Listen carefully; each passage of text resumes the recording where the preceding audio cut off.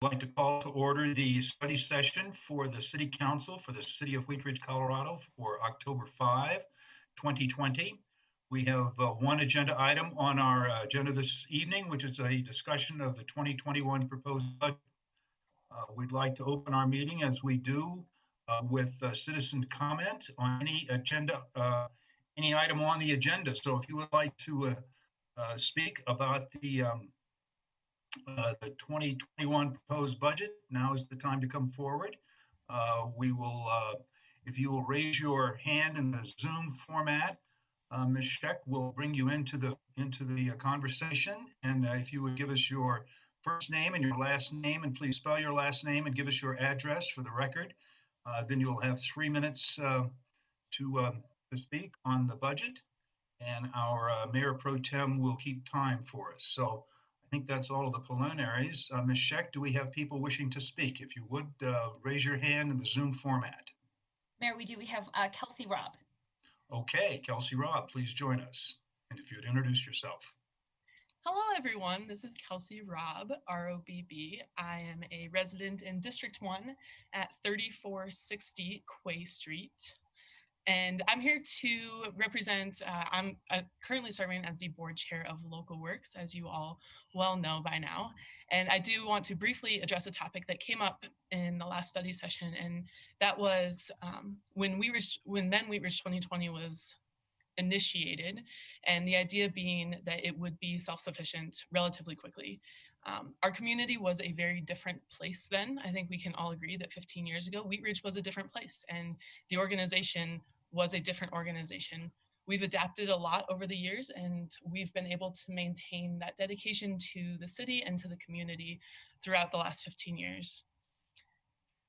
This year, for the first time, our board actually put into writing in our strategic plan that it is our goal to work towards self-sufficiency. So that is in our strategic plan. It's in one of the many dozens and dozens of pages you've all received at this point from the organization. We've sent you a couple different versions of all the documentation in addition to everything that Kate has presented, plus all of the citizen comment that I know that you've been receiving from local community and business leaders. So I just want to echo their support, and I'm here to reiterate that ask and ask that you continue to support what I call the Local Works net of programming. You know, someone will come to Ridgefest and we learn that they're a business owner and they can participate in one of our business programs. And from that, they end up hosting a Live Local event. From that, we meet another business owner, or we meet a community member who wants to be engaged with the community. And that's what I consider the Local Works net of programming, and how we continue to serve and build a vibrant and sustainable Wheat Ridge. Thank you. Thank you very much. Our next speaker. Mayor, we don't have anyone else with their hand up. Okay. If there's anyone else in the public who would like to speak on our agenda item, the 2021 budget, now is your opportunity to speak on that. If you would like to speak, please raise your hand in the Zoom format, or if you're joining us on the telephone, speak up and I'll recognize you and you may speak. Do we see anybody with their hand up? No, Mayor. Okay, I'm going to go one more time. If you would like to speak at tonight's meeting from the public, please raise your hand in the Zoom format and you may speak. Nobody, Ms. Scheck? No, Mayor. Okay, thank you very much. We will close then our citizens' right to speak and move to our first agenda item. That is a discussion of the 2021 budget. I'm going to go to Mr. Goff. Thank you, Mr. Mayor. Welcome, or good evening, everybody, and anybody that's listening out there. Honored to present my 19th budget to City Council this year. So thankfully, I have Ali Scheck here this year, who really took the lead of the budget. So I want to thank her and our budget team, Marianne, and everybody else. I'll let Ali give some kudos to the rest of the team, but of course all of our department directors who are here this evening, and their budget staffs too, who also helped with this year's budget. So this year we're going to take a slightly different approach to the proposed budget presentation. You all know, obviously, that 2020 has been a very unprecedented year in many ways, and many uncertainties still lie ahead.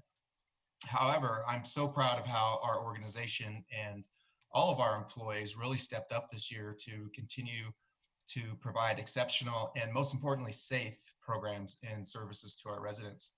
I'm also so thankful for the strong support and leadership of the mayor and city council that was provided during this time. We couldn't have gotten through this without you. So thank you for your patience and support and of all of us during this time. So first tonight, we would like to really take a quick look back at what we accomplished this year under these unusual circumstances. And after tonight's presentation, I really hope that you leave with a heart full of pride and confidence that city still has many great opportunities on its horizon, is in a strong financial position, and your staff are making prudent decisions to continue to move the city forward. Once again, and this is just one sign of, or some evidence that the city is budgeting prudently and based on national standards. The city did receive the Government Finance Officers Association's Distinguished Budget Presentation Award for this year's budget. To earn this award, the budget must meet a number of detailed criteria according to 3 reviewers from across the country. One of the reasons we submit for this award is to learn how we can improve. In previous years, we've received feedback that our budget could be stronger in communicating and presenting performance measures. So this year's budget, you'll see all the major departments have a few performance measures that capture pertinent data from the department. So we're proud that we're taking that step forward. So Wheat Ridge Vision 2035, you've seen this, you've heard this numerous times. This is why we do what we do. So I always like to reiterate that and read this before we talk about the full budget. But Wheat Ridge is an attractive and inviting city and community for families. Wheat Ridge has great neighborhoods, is a hub of commerce with the choice of economically viable commercial areas, and has diverse transportation. Wheat Ridge is committed to environmental stewardship, and its residents enjoy an active, healthy lifestyle and are proud of their hometown. Wheat Ridge, a great place to live, work, and play. So looking back on this year, it's been a challenging year, but a very productive year still. The city really never slowed down or stopped working. So really want to celebrate some of that tonight with you all, and thank staff for the great work, and again, council support for all of this. Over the last year, especially since COVID, of course, we provided exceptional support to our businesses in numerous ways. First of all, through our business stabilization grant program, we provided grants, $500,000 worth of grants to over 217 businesses. Local Works provided $50,000 of loans through their adaptability loan program. We provided over $100,000 in our business reopening assistance program, which we call BRAP, and Local Works administered that for us. And we distributed masks and other information to our businesses to help them through this process. And as you can see in the slide here, there's Grammy's Goodies, their outdoor dining, that was part of the BRAP program that we used CARES Act funding to help them expand their outdoor service. And the other picture, I believe, is, what is that, Allie? I think it's Edwards Meats. Edwards Meats, yes. And Vanillas. which one? Vanillas. Vanillas. Oh, thank you, Zach. I'm so sorry. And thank you, Mr. Urban. And that's one of our employees was distributing masks to the businesses. One of our Parks and Rec employees who shifted some of her duties and helped us distribute masks to our businesses. So great employee there. We're also, before I move on to that, we're also doing whatever, supporting our business community was a top priority for us this last year. And I'm not sure if I mentioned this to council yet, but we have requested an additional $250,000 from Jefferson County and CARES Act funding for a third round of business grants, and heard that we most likely will receive that. Haven't received that yet, but I believe they talked about it late last week. So excited about that. And Mr. Urban, are you ready to give out some more money? Yes. Great, thank you. So, it's, again, it's just, I know I keep repeating myself, but it's just been such an interesting year, and we weren't sure what was going to happen really. And obviously a lot of people didn't. We still don't know what's going to happen really, but it's just amazing what has happened in Wheat Ridge since March. It just feels like nothing has stopped. We have a lot going on still, a lot of opportunities, which you all should be happy about, and realize that, COVID didn't shut the city down. We continue to draw new businesses and other revenue generating opportunities as we speak. This is just a picture of Raising Cane's.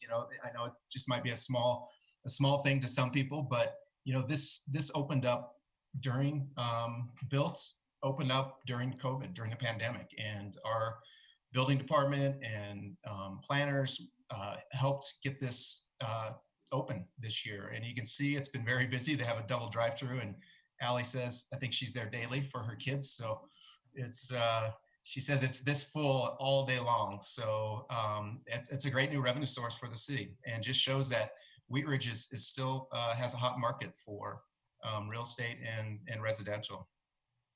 As y'all remember, Uncle Julio's opened right before the pandemic hit. So Uncle Julio's Hacienda, Colorado.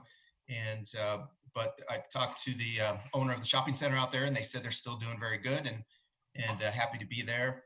We have a lot of new smaller businesses along 38th Avenue, Stylus and Crate, Audacity Lounge, Aspire Tours is going up right now on 38th Avenue, Tootsie's, Denver Martyr Kitchen, Mestizo Brewing is in the process of getting permits for a new brew pub on 38th Avenue. Salon Bella, I'm not sure if I'm going to say this right, Bellissima. That's on 38th already. Cured Grape, it's in the 30th and Upham apartment buildings, the retail space in the bottom. It's they're holding off a little bit on construction until we're through the pandemic, but they're still moving forward. Some business expansion going on with Colorado Plus. They just built a brand new outdoor patio space. Grammys, as you saw in the previous picture, Applejack Wine and Spirits, and Lucky's, which did close, unfortunately, several months ago.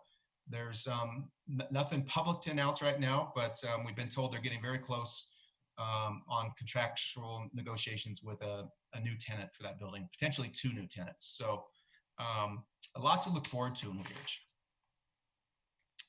And then continuing, kind of more on the residential side, staff really has adapted to new ways of doing business quickly and efficiently over this last year.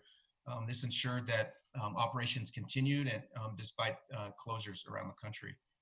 Many of our services went virtual, such as expansion of our online building permit capabilities. When processes themselves weren't virtual, staff assisted contractors and customers by email and phone, and in-person meetings have been scheduled when necessary following safe social distancing protocols at City Hall. Business licenses and tax filings, permit applications, planning and zoning applications, and neighborhood meetings were handled virtually. All these actions enabled us to continue moving the Clear Creek Crossing project, Corners at Wheat Ridge, West End 38 project, which is on the screen in front of you, and the Wheat Ridge Ward Station projects. They all continue to move forward under this pandemic.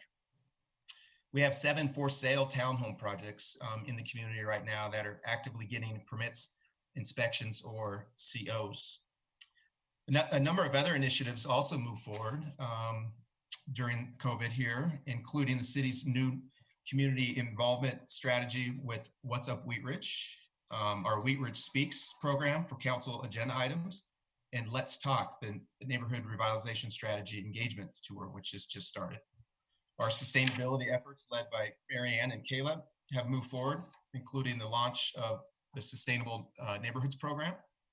We've embarked on an important journey of listening, engaging with the community regarding anti-racism, diversity, equity, and inclusion. And through a collaboration with Local Works, we've launched the Residents Academy, Wheat Ridge 101. We had 2 sessions so far, and our third is Wednesday night.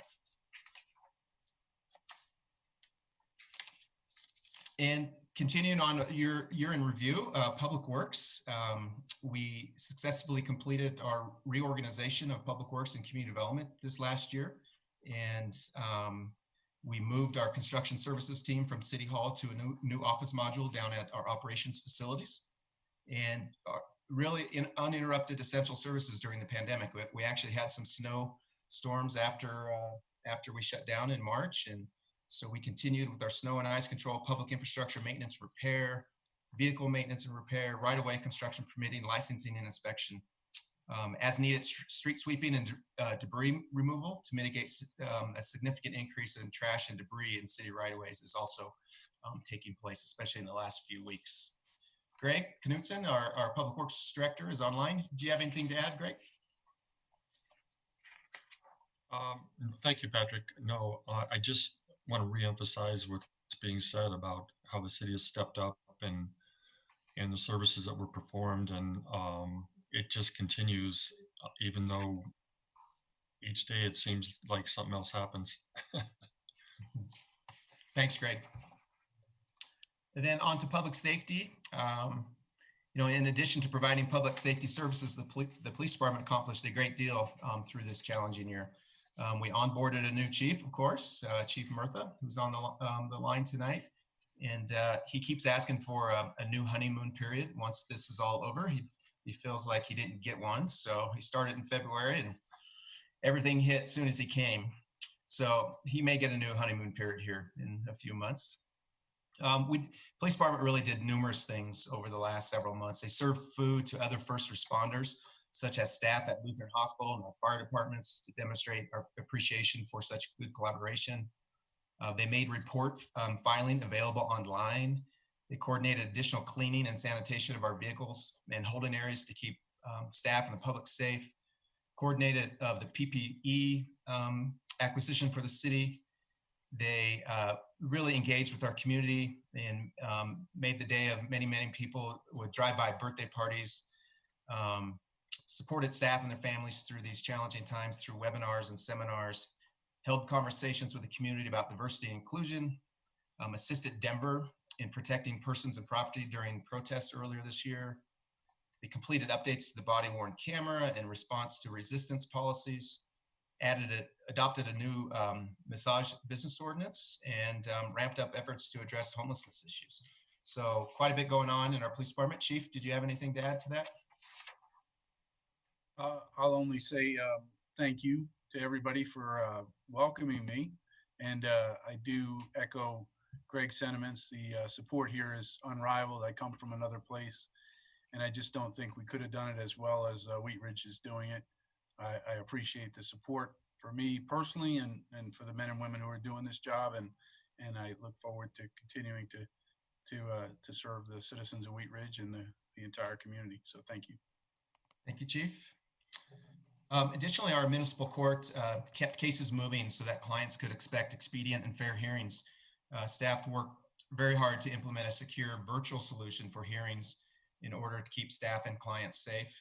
Many cases were handled by mail and by phone. When court reopened for in-person hearings, we had strict protocols were and currently are still in place to keep everybody safe. So Judge is on the line tonight. Do you have anything to add? No, but I think the court staff has done a good job, and Patrick's office has been good in supporting court and seeing people both virtually, and we do have some in-person court as well. So thanks to all. Thank you, Judge. And then on to Parks and Rec. I think Karen can probably attest to this, Karen O'Donnell, but I think this department probably had to deal with most of the daily changes in policies and procedures that were brought down from either the Colorado Department of Public Health and Environment or Jefferson County Public Health. Karen and I would have a conversation in the morning, and then by afternoon we'd get a new directive, and her and her staff would go back and adjust very quickly. And I'm very proud of this department of what services they were still able to provide during this difficult year. Lot going on though with facility safety measures. As you all know, the rec center is open on a reservation basis right now. we had created a virtual recreation center for those folks who couldn't come back into the recreation center. We had live fitness classes. Those are ending soon here, but we still have over 100 pre-recorded options that people can still use at home, and not just for fitness, but for athletics and children's activities. We continue following local and state health department regulations, as I mentioned, which we're changing every hour for a while. That has slowed down a little bit, so that's great.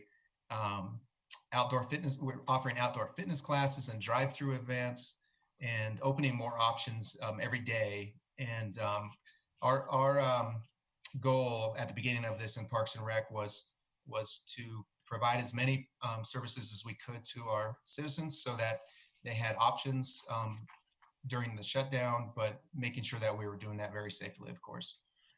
We are going to be opening more options for our active adult population, which is considered one of the more vulnerable populations. So we've been still have strict regulations on them, but we're going to try to open up some capacity to provide some options for our seniors.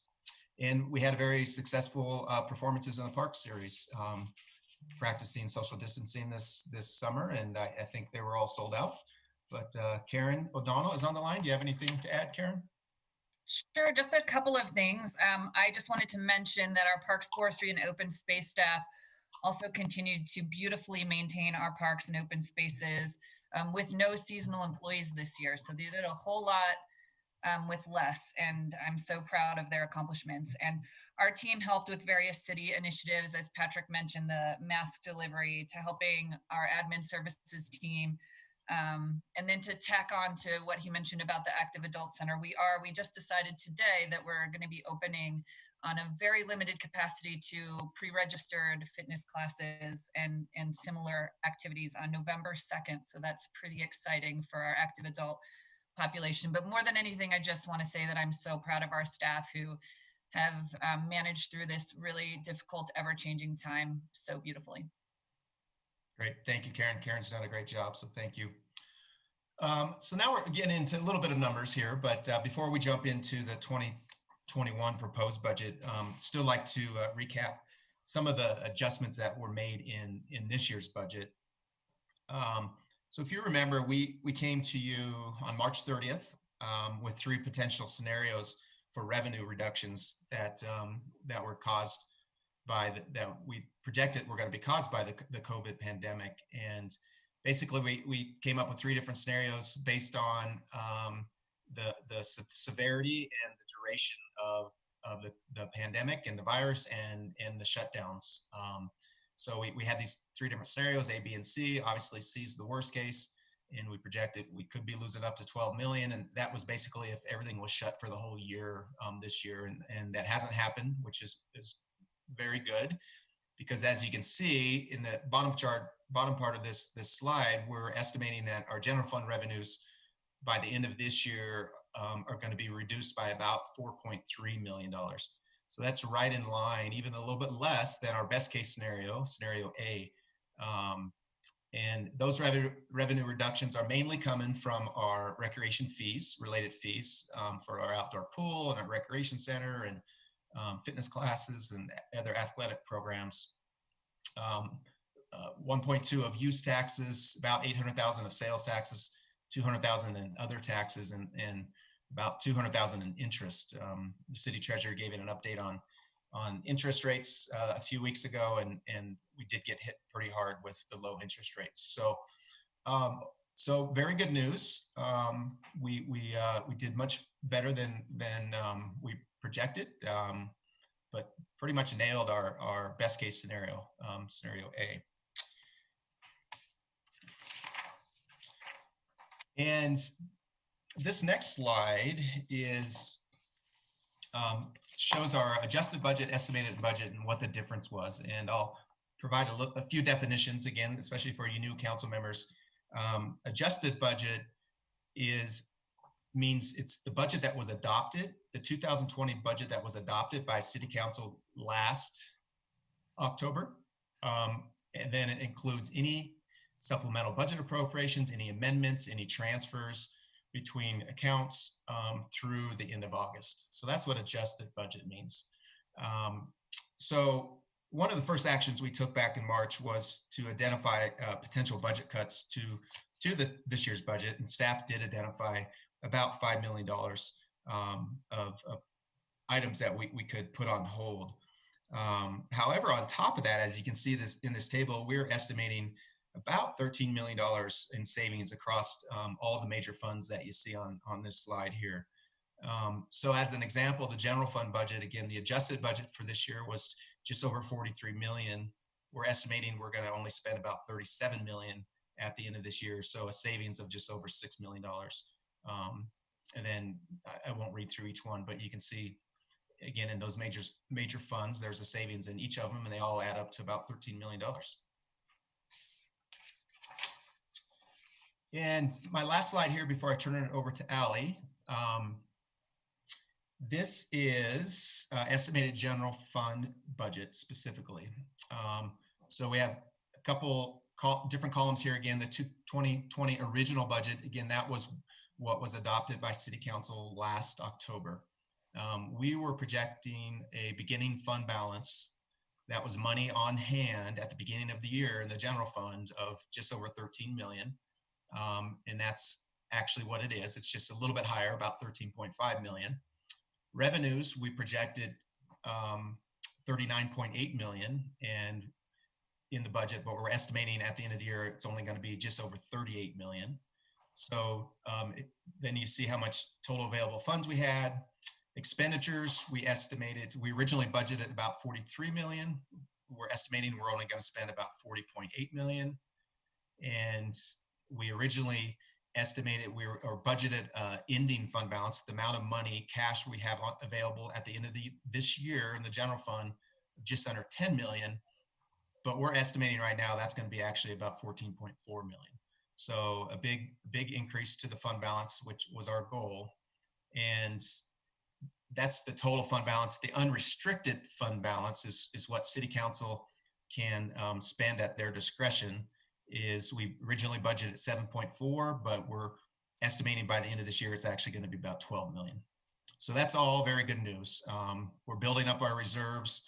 There's still some uncertainty, and we want to make sure that we have plenty of reserves in case something else is thrown at us in the next few months, or COVID gets worse again and we have to shut down again. So that's all very good news. So with that, I want to turn it over to Allie. Thanks so much, Patrick.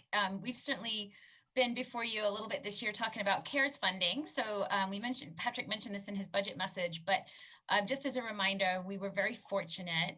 We entered into the intergovernmental agreement with Jefferson County earlier this year, and we received about $2.46 million to help us navigate COVID on eligible expenses as determined by the U.S. Treasury. So we're certainly very grateful to Jefferson County for sharing that with us. These funds have been extremely helpful. We're on track to expend the funds by the deadline of December 30th. And as Patrick mentioned, we have requested funds for an additional round of business stability funding. So this chart just shows the estimates of where we expect to be. So that's about 625 in economic support, and that's between the 2 rounds so far of business stability funding, which equals 500,000 plus the BRAP program. That's been managed by Local Works to support businesses as they try and reopen and expand their capacities, mostly into outdoor spaces. 776,000 in public health initiatives. We're in the process actually of upgrading our HVAC to keep the public and employees safe. A PPE sanitation that we've talked about. About 700,000 in budgeted personnel. So these were folks who their time was substantially dedicated to the pandemic for a period of time, and we've turned that in. That certainly helps our general fund balance at the end of the year. Improvements to teleworking capabilities for public employees. This has been huge for us. We've invested in quite a lot of technology so that employees truly can continue the work of the city that we talked about earlier from home and safely. Additional payroll. So those are leaves and workers' compensation that are eligible under the Treasury's guidance and also the FFCRA, the the Families First Response Act, to COVID. So just a little bit of a recap on our CARES spending. And so, oh gosh, I'm so sorry. So with that, we've recapped 2020, and now we'll turn our attention to the 2021 proposed budget.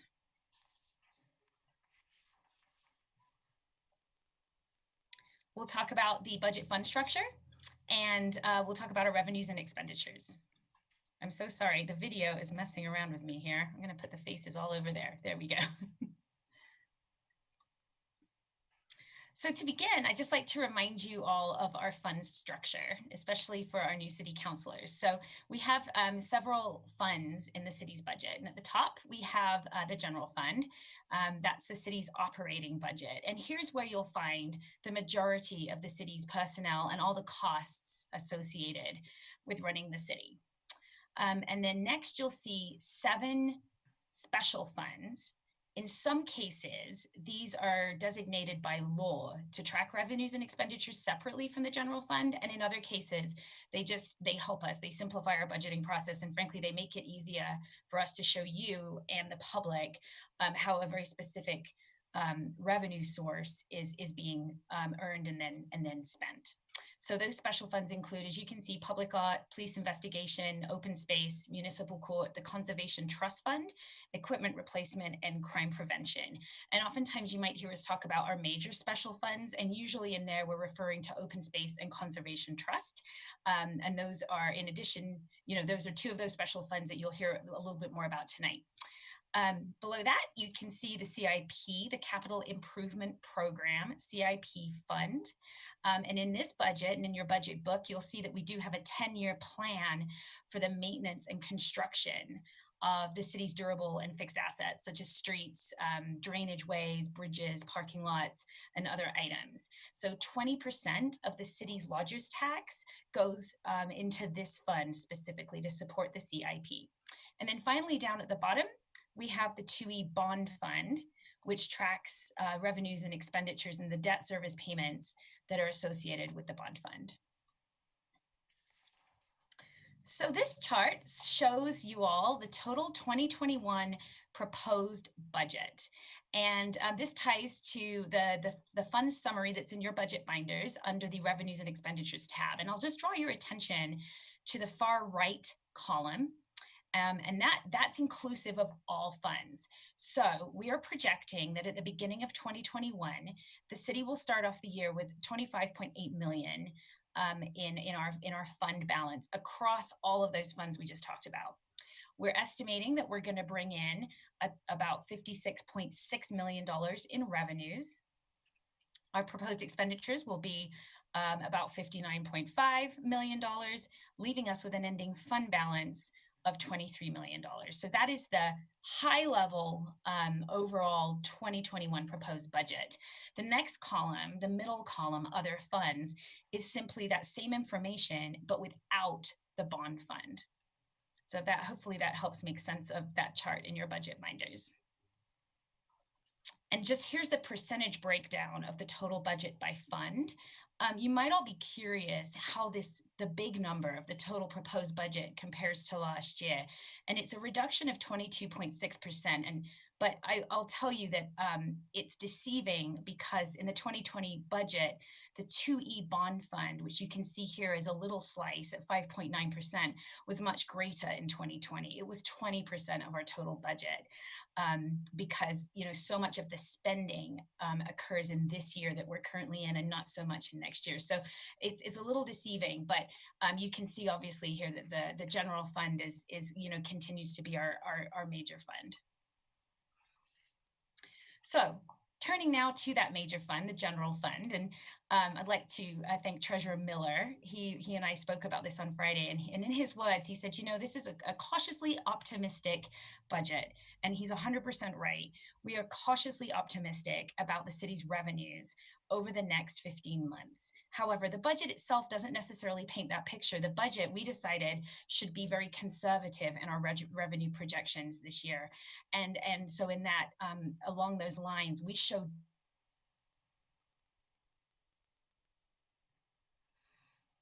We've lost your audio. And their video. Yes. I can continue if that's all right, Mayor. Okay, yes, please do. And Right. I'm sure Ms. Scheck is working on the back office to get back in. So as Ms. Scheck mentioned, this is just the general fund, the largest slice of pie that you saw. Oh, she's back. You back, Allie? We're projecting revenues of just over 36 million.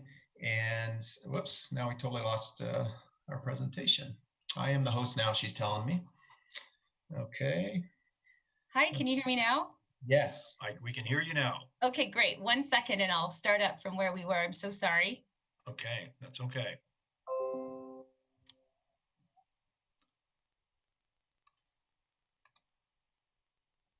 Of course that was going to happen, right? Yeah. There we go. Hold on 1 second. Perfect. How's that? We're back on the screen again. Good. There's the city manager has this presentation saved on his desktop and is also the co-host, so we'll be fine if I drop off. I believe, did you all hear me talk about how the treasurer accurately sort of depicted this as we're very cautiously optimistic about our revenues. We're cautiously optimistic about this budget in general over the next 15 months, but it does include more conservative revenue projections just because these are such incredibly uncertain times.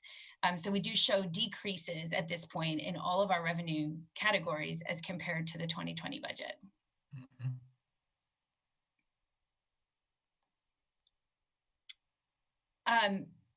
Obviously, this is the pie chart that shows the percentages of our revenues, and as you can see, sales tax is still obviously our number one, our much biggest, and the one that we worry about the most. But this budget conservatively projects a 2.5% increase in 2020. So the 2020 estimated revenues project a 2.5 increase over 2019, but a decrease compared to the 2020 budget. So the increase over last year is mostly due to our very active grocery stores and online sales, which have significantly increased. For the 2021 budget, this budget conservatively projects less than 1% increase over 2020. So I hope that makes sense. So we're estimating this year, we're just going to be a little bit better than last year because that's certainly how we're trending. And then next year, what we've done is we've held those revenues flat with less than 1% growth for a couple of new businesses, one of which is already open, and the next which will be close to opening by the end of the year, if not open already. So hopefully that makes sense. This approach, this sort of keeping revenues flat approach, it really accounts for the unknowns of the pandemic. It'll account for another stay at home if that should occur. It could account for any economic turmoil caused by the upcoming election. So we felt like that was, for this point, this early in the game, the best way for us to build the 2021 budget.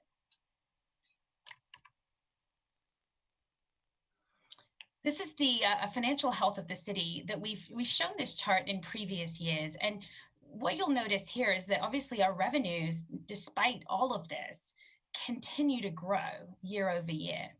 So the portions of each bar in orange show one-time revenues. And it's important to point those out because these can create sort of a bad or a false picture if they're not properly interpreted. So the one-time revenues, there's a chunk of orange that you see there in 2020, that is the CARES funding. So that's the $2.46 million in CARES money. And you'll note that we've not projected any one-time revenues in 2021. And that's and that revenue projections just show that teeny little minor increase over the current year, minus the CARES funding. Now, we'll say we're not hearing at this point that we'll be receiving any CARES money next year or anything like that. However, there is discussion about it at the federal level. So at this point, we're just not projecting that at this point. That's not included in this budget.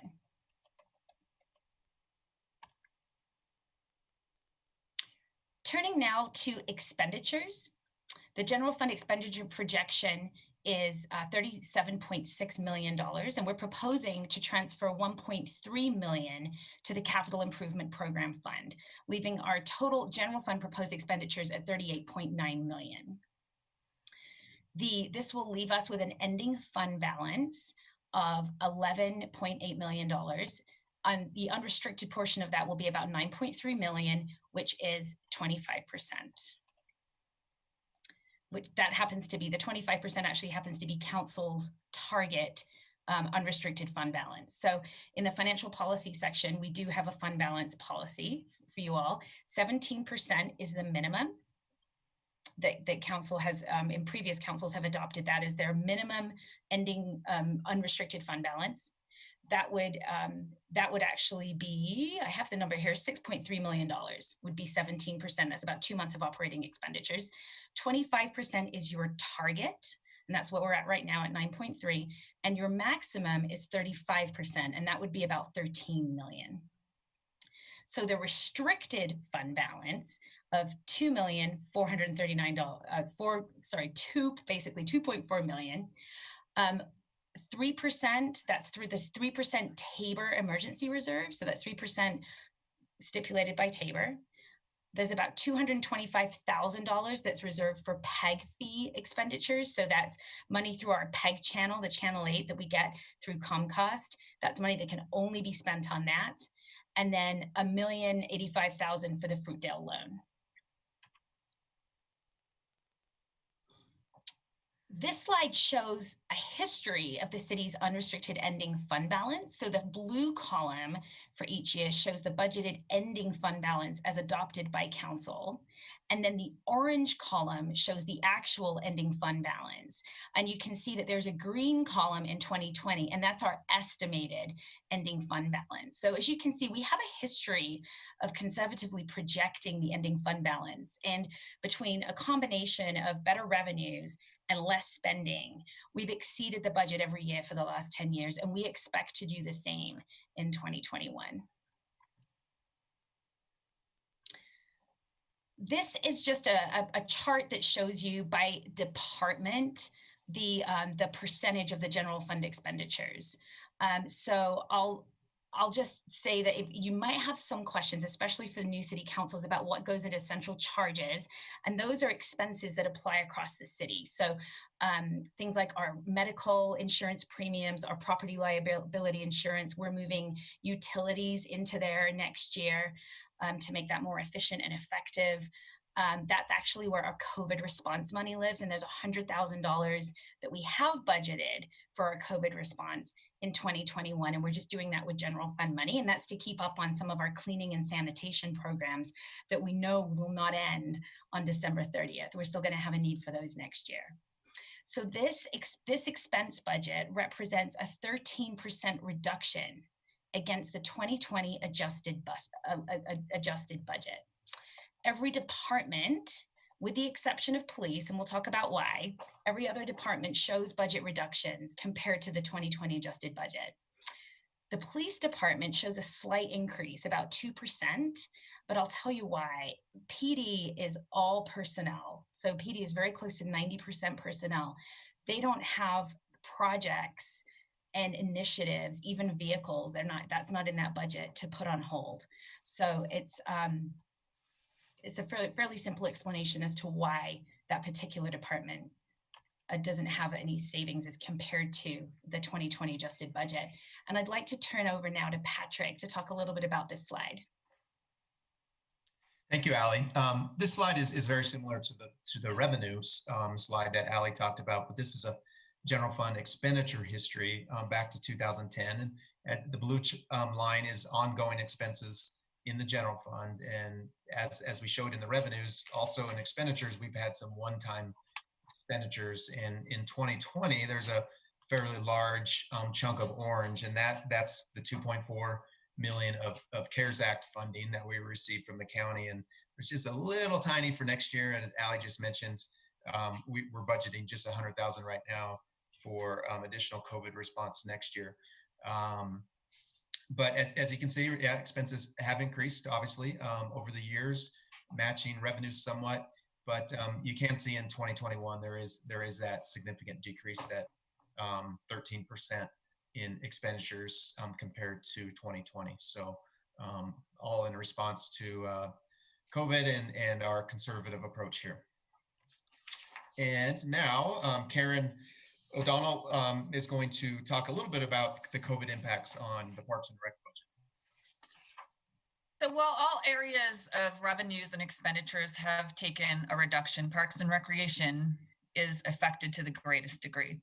So generally speaking, just wanted to explain how we approached the budget for 2021. We planned for the first 6 months of operations in 2021 to be similar to our current state right now, with the exception of the outdoor pool and Anderson Park, or at Anderson Park rather, and summer camp. Both of those, their seasons begin before that midway point of 2021 and are budgeted to operate as normal. So while we've budgeted in this manner, if the impacts associated with COVID are significantly reduced earlier and programs and services can open up at a greater capacity and current restrictions are reduced or eliminated, we will be prepared to increase program offerings as well as open all recreation facilities to a greater capacity. And if this is the case, I will return to you all, City Council, to request additional funds if needed. We believe that this is really the most responsible approach when facing a year of uncertainty. And we know and understand how important our services are during these unprecedented times. Our residents look to us for connection, for help with managing their health and wellness and safe activities. So just to speak briefly on this slide, the photos demonstrate really how we've adapted. And there's a photo of an outdoor yoga class, facility safety upgrades at the rec center, an active adult hiking excursion where no vehicles were used to transport our participants, but they met on site and were able to do a social distance hike, and our performances in the park. And if you look closely, you can see the circles painted on the lawn for appropriate social distancing. And there were a lot of other procedures and regulations in place for that event that went off very smoothly. And now I'll turn it back to Allie. Thanks, Karen. So something that's just a little bit different this year is you've heard us say, I don't know how many times yet so far tonight, we're presenting to you a very conservative budget, but staff has been working really hard to identify some expenditures for a wish list, if you'd like to think of it that way. So, you know, the reduction against the 2020 adjusted budget is really due to vacant positions, deferred vehicles, delayed projects, technologies, and equipment, and reduced training and professional development. So we've captured these expenses here, and we'll talk through them in just a second. But should our revenues improve over projections, as they certainly could, we might ask Council to restore some of these expenditures to the 2021 budget. We expect to do an initial evaluation in early February once the 2020 financial year is closed and we really see how we did this year. And we'll continually evaluate our projections through 2021. So just looking together at this chart, this is also in the city manager's budget message. As the city manager mentioned, one of the first things that we did when we, you know, I would say Friday the 13th, it really was, of March, we put a hiring freeze across the city.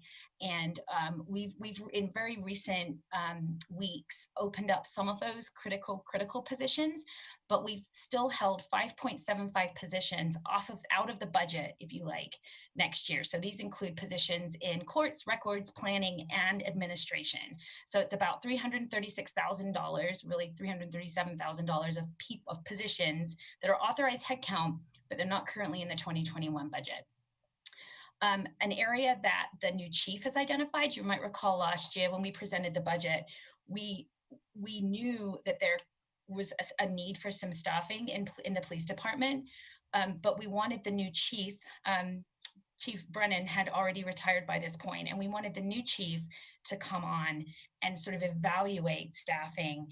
And we had talked to you all about coming back mid-year this year to ask for additional headcount in our police department. And obviously with the world the way it was, we didn't do that.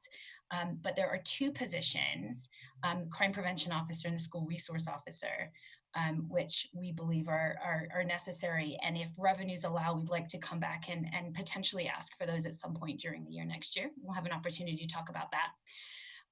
We've held 7 vehicles that are due for replacement out of the budget. That's $291,500 that continue to be deferred. That was a big portion of our fleet replacement that Greg will chat about a little bit later, was held off this year. So we're further delaying another 7 vehicles until we know we have the money. Some projects, these include things like the 44th Avenue Corridor Plan, our Enterprise Resource Planning Project, a few other things.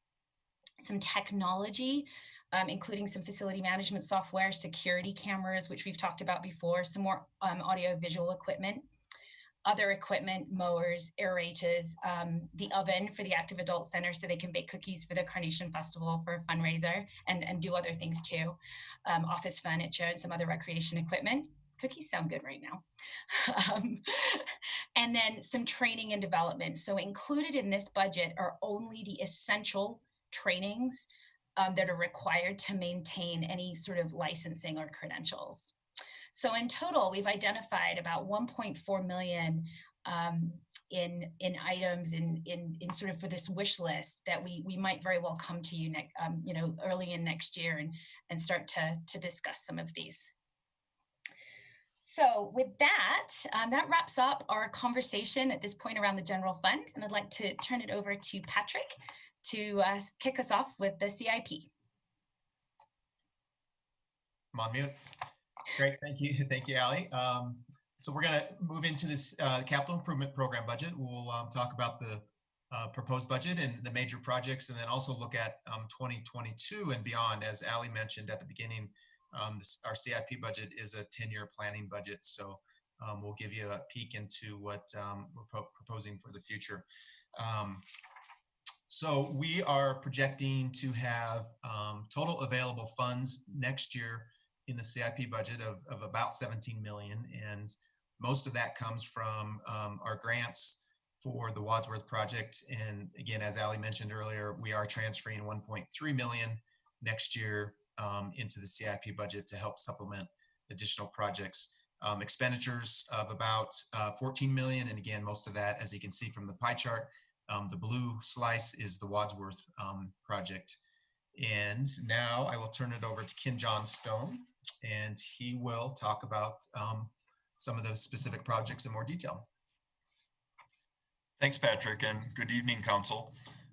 Yes, we gave you a fairly thorough update on the Wadsworth project a couple weeks ago at a study session, so I won't go into great detail, but we're well along the way on that project. We're probably halfway through the process of acquiring necessary right-of-way. We've just recently submitted the final construction documents to CDOT for their final approval, and we're ready to go out to bid for construction contractors in the month of December with the intent of starting construction in the spring of 2021. So that's kind of the update on Wadsworth, and I'll hand it off to Greg to give an update on the preventative maintenance. Thank you, Ken. Good evening, Council. Preventive street maintenance this year is 1.5 million. And just a little background on our preventive maintenance. Each year, the city performs a variety of preventive maintenance projects to maintain the city's roadway infrastructure of over 100 miles. The city utilizes a pavement management system that provides a systematic ranking of street conditions and rehabilitation strategies that include crack sealing, slurry sealing, and mill and overlay projects. The intent of this is to provide the best maintenance practices at the appropriate time to effectively maintain and prolong the life of the city's critical street infrastructure investment. For 21, the proposed maintenance program is 44th Avenue from Dover to Kipling. That will be a major mill and overlay project that will include some concrete work and striping, and will pretty much take up the essence of that budget. If we have some left, we'll try to do some other streets, but this project was actually supposed to be done this year, but it was put off until 21. The striping maintenance and upkeep of the city's pavement markings are essential to overall traffic safety. These include centerline and lane markings, crosswalks, intersections, and bicycle lanes. With the city's commitment to improving multimodal transportation options, continued upkeep of pavement markings is important, especially with the implementation of bike lanes. Project priority is given to maintaining striping on roadways with high traffic volumes and/or bike lanes. Additional funds are budgeted in 2021 because striping maintenance was deferred in 2020. The benefits, like I mentioned, is it maintains and enhances overall safety by clearly defining the operating space for vehicle, bicycles, and pedestrians, and we have a $150,000 budget for that. And I'll have Ken go over the drainage improvements. Thanks, Greg. Yeah, so the drainage, stormwater drainage improvements at 26th and Fenton is actually a joint project that we did with Edgewater. Edgewater managed the contracting for those improvements that benefited both communities, and that is essentially our cost share that we're paying them in next year's budget.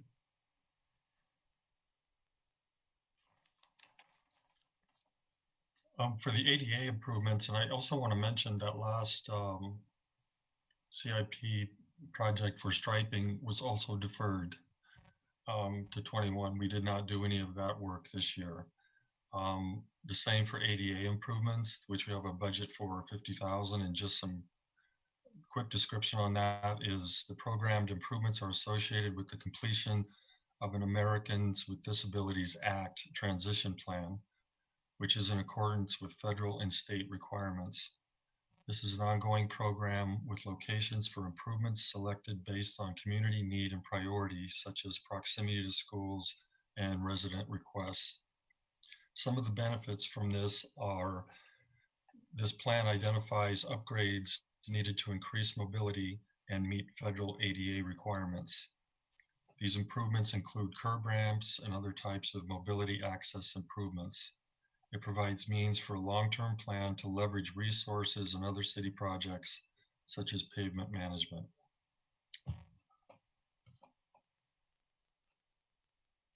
Thanks, Greg. Ken again. We've got two, one on this slide and one on the next, but that are floodplain master plan updates. We're getting updated data from Mile High Flood District on the Lena Gulch corridor. That's expected next year, and then we'll need to accordingly update the master plan for that floodplain corridor. And then we actually have received FEMA data for the Clear Creek stormwater or drainage corridor from 2016, but we're still in the process of getting those maps updated through FEMA. And once that happens, which we anticipate to be next year, we'll need to update that master plan through Mile High Flood Protection District as well. And then moving on to the gateway signage, the $25,000 that's in the gateway signage program for the 2021 budget, that's in partnership with the 26th and Kipling redevelopment project, an opportunity to do gateway signage at that corner for the city. Thanks, Ken. We have 16,000 budgeted for the municipal parking lots, which utilize, again, the appropriate pavement management strategies to preserve and maintain city-owned parking lots on 38th and Avenue and City Hall. In 2021, essentially on 38th, that will be at Ames and Teller, I believe, High Court, that those two city-owned parking lots will be done.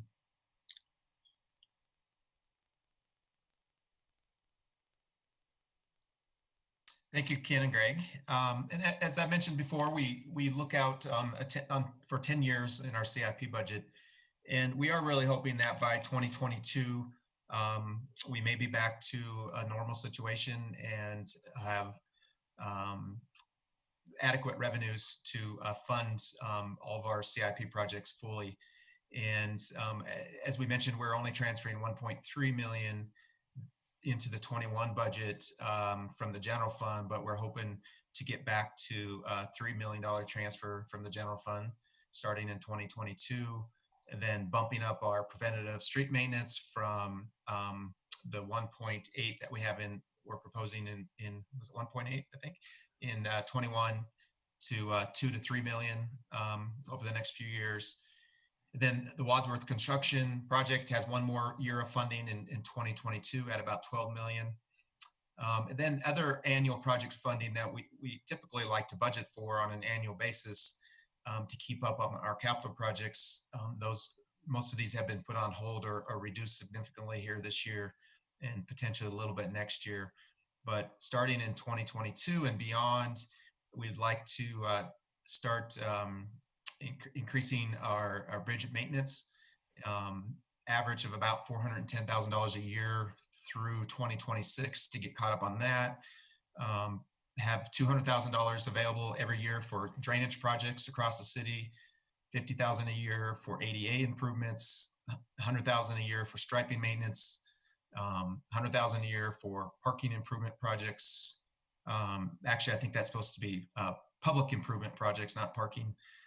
Projects that leverage private dollars from private developments, and then we come in and maybe add sidewalks adjacent to the project that are non-existing, or do some undergrounding of utilities, or anything that can help leverage the investment that's being made by the private sector. We like to have money available for those types of things that come up. $35,000 a year for our neighborhood traffic management program, and then $10,000 a year for street lights. We occasionally get requests from residents who would like a new street light in their neighborhood.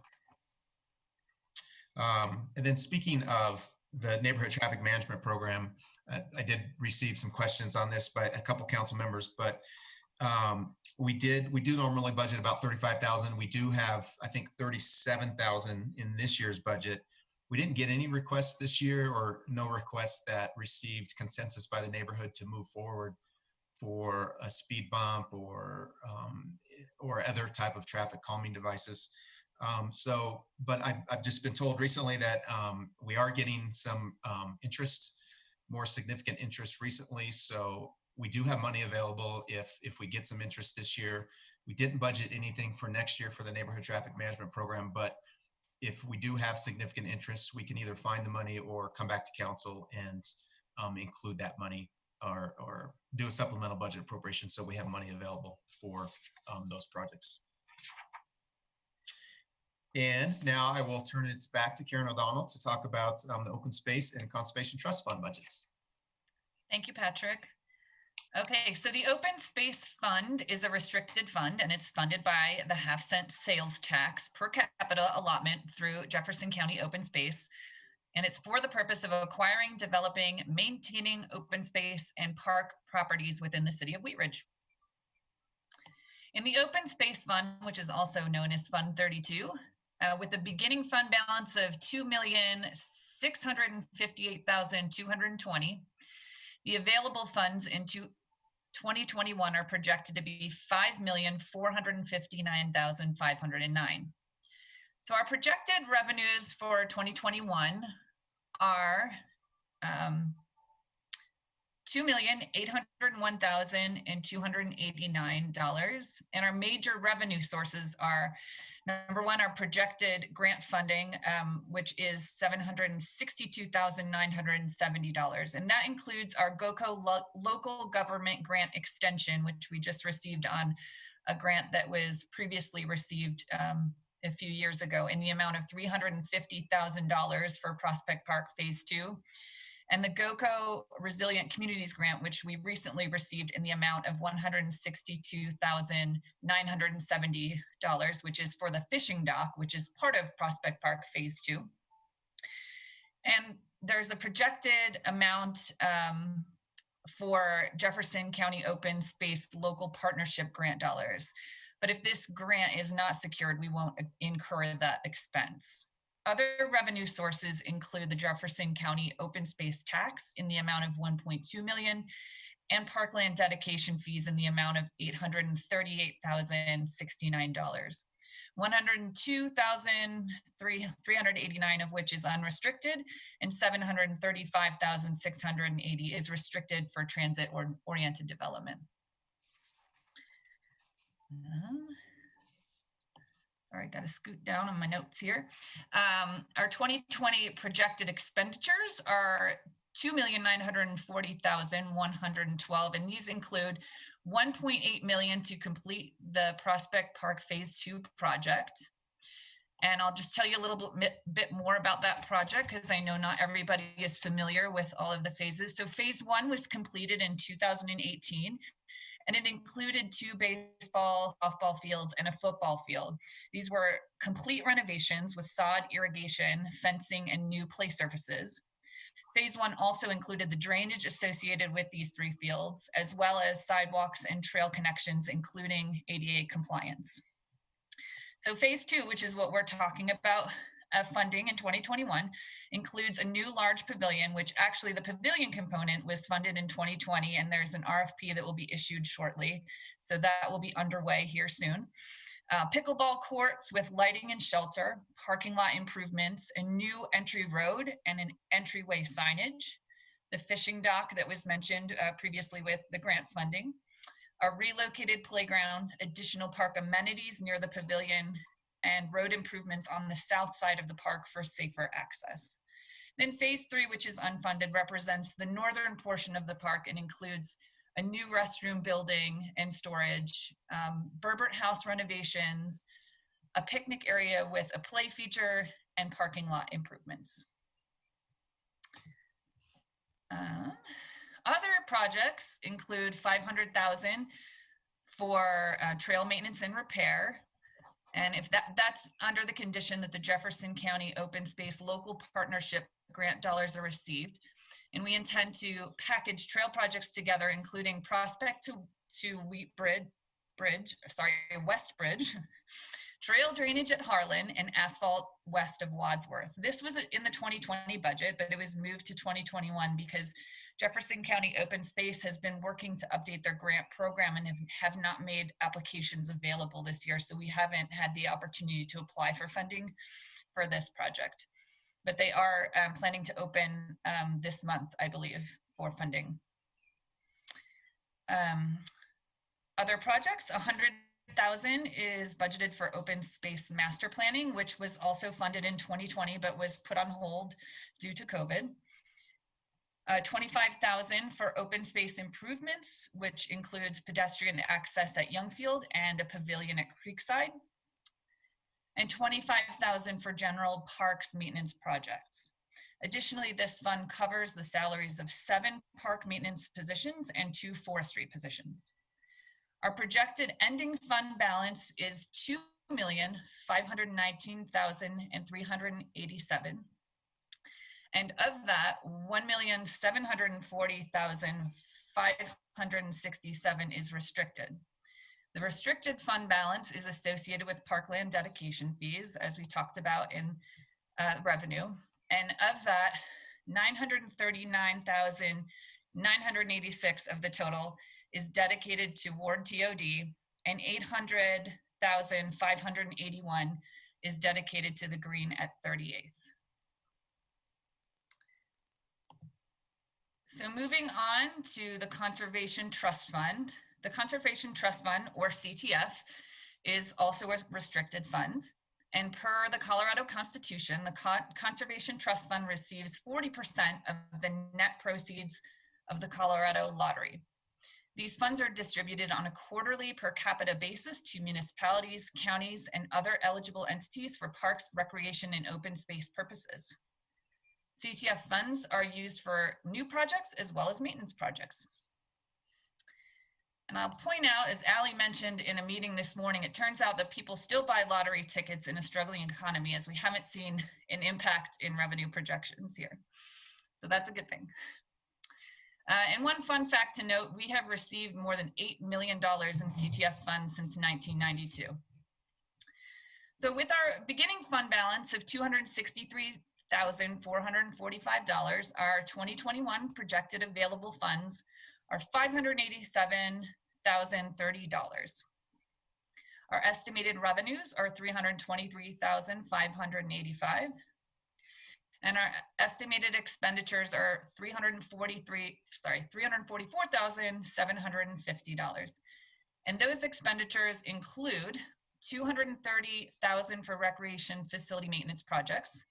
And to dive a little deeper into that number, $50,000 of that is a capital reserve fund for emergency repairs at our recreation facilities. And $180,000 is earmarked for various improvement projects to maintain our existing facilities.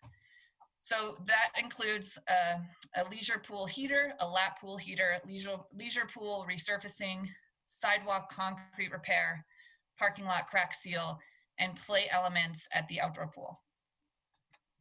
$650,000 is budgeted for park maintenance projects, which includes various ADA improvements and improvements to the 50th Avenue median.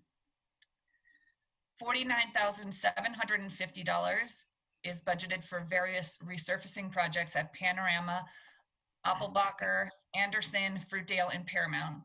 Some of these improvements were planned for 2020, but we would have had to get that work scheduled in March and April, and our efforts were focused on safely responding to the pandemic. So those were deferred to 2021.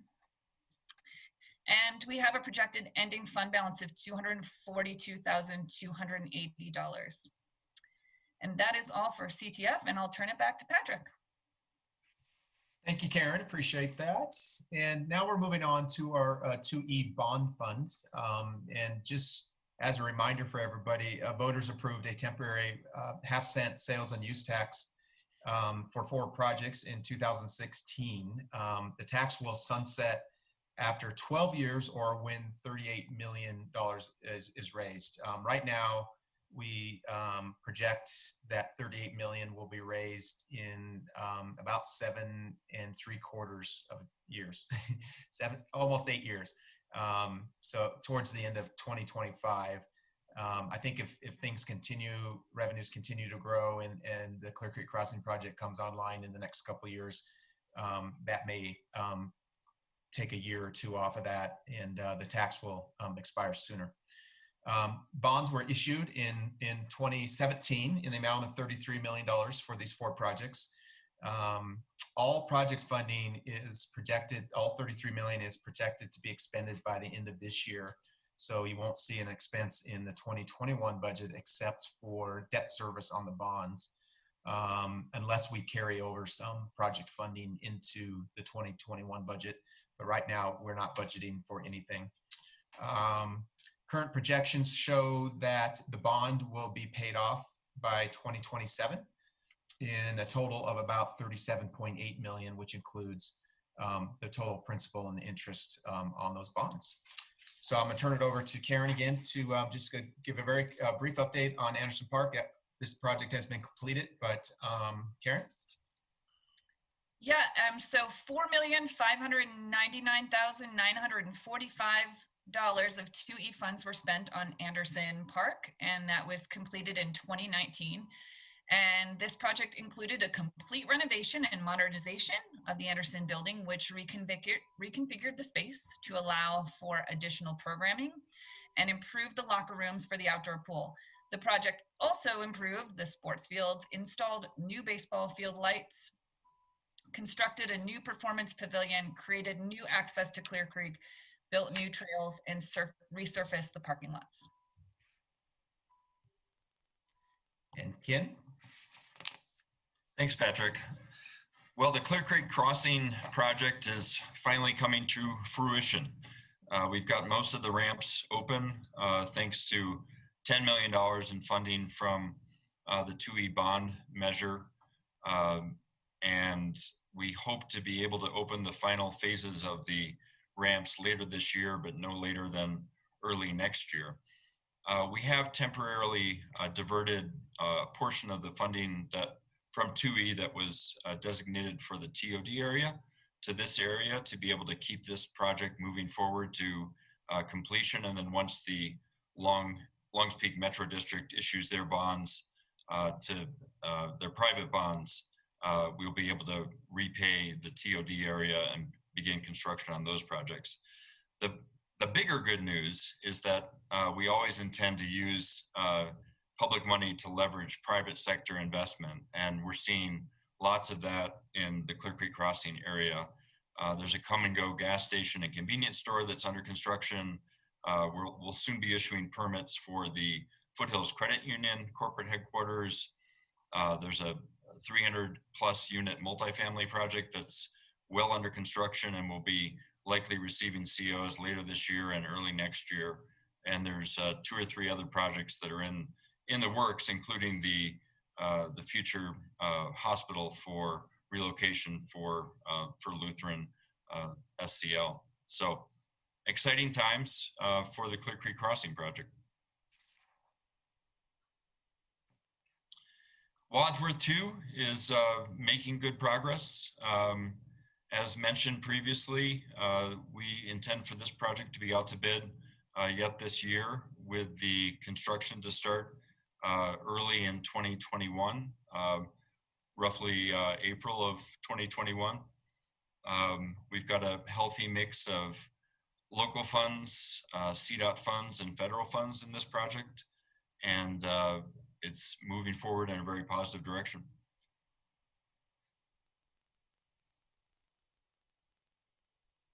And finally, the last of the 4 TUI funded projects, the exciting Ward TOD station area. We are well along on spending funds from TUI in this area as well, mostly to this point on the design side. We have all of the design work done to go out to bid for the improvements to 52nd Avenue, to Ridge Road, to Tabor Street, to the 2 intersections at Ward Road at 52nd and Ridge. And we're at 30% design plans for the exciting bike ped bridge over the railroad tracks to the station, and the pedestrian connection down to the frontage road. So those are at 30% design. As mentioned previously, we'll be temporarily on hold, moving these projects forward until we get those bonds issued from the Longs Peak Metro District to be able to repay this portion of the TOD 2E funding for the TOD projects. Thank you, Ken. Getting close, Council. We're almost there. Want to talk about some budget strategic priorities that did make it in the 21 budget. Even though this is a very conservative budget, there's definitely some initiatives and programs that support City Council's Wheat Ridge 2035 vision that are included in this budget. And as a reminder, we look forward to working with City Council in February when we have our retreat to talk about this current council's specific priorities for the next couple of years. So as you see on here, we broke them down into these strategic priorities, our economic development goals. We provide to the Urban Renewal Authority an annual contribution of $300,000 to support their programming. We have numerous tax increment finance deals or agreements out right now, and this money is as a revenue in, expense out. So this is kind of a wash. You'll see the same amount in the revenues, but when we receive, because the tax increment financing is based on increased sales tax and property tax, and when that money comes in, based on the agreements we have with specific developments, we give that money to the developer. The TIF projects that we have right now are still for Kipling Ridge, the Wheat Ridge Corners project, Swiss Flower, West End 38, Hacienda, Colorado, and the backfill of the Walmart development. And then I'll jump down to the SSTEP program, which is $35,000. That is very similar to TIF. It's just based on increased sales tax generation. And right now we have 2 agreements, one with Grammy's Goodies and one that was just approved with Applejack Wine and Spirit. It's a small amount still right now because Applejack Wine and Spirit is probably not going to have their improvements completed until the end of next year. So they won't receive any SSTEP payments probably until primarily until 2022. Also in here is public events that Local Works implements for us, $180,000. We really believe this is an economic development tool. It does provide a lot of activity in the city and does provide additional sales for some of our businesses. Wheat Ridge Business District Grant Program has $90,000 in this budget, $50,000 for the Local Works Live Local events. And the proposed budget that we presented to you a couple of weeks ago did have $50,000 in for Local Works for their Building Up Business Loan Program and their Housing Improvement Program. After the last discussion with City Council and Local Works decided to delete $50,000 from their budget request, and they will implement those programmings using their investment fund instead. So the $50,000 is not, the numbers out in front of you do not include that $50,000 deduction yet. City Manager? Yes. May I make one correction? Yep. I am so sorry. This was my mistake. I was misreading one of the ADG reports. That's the system that we use to input the numbers. And actually, it's not 180,000 for public events. It's 135. My apologies. Great. Thank you, Ellie. And then next slide, please. All right. We do have some monies in the 21 proposed budget for some city functions.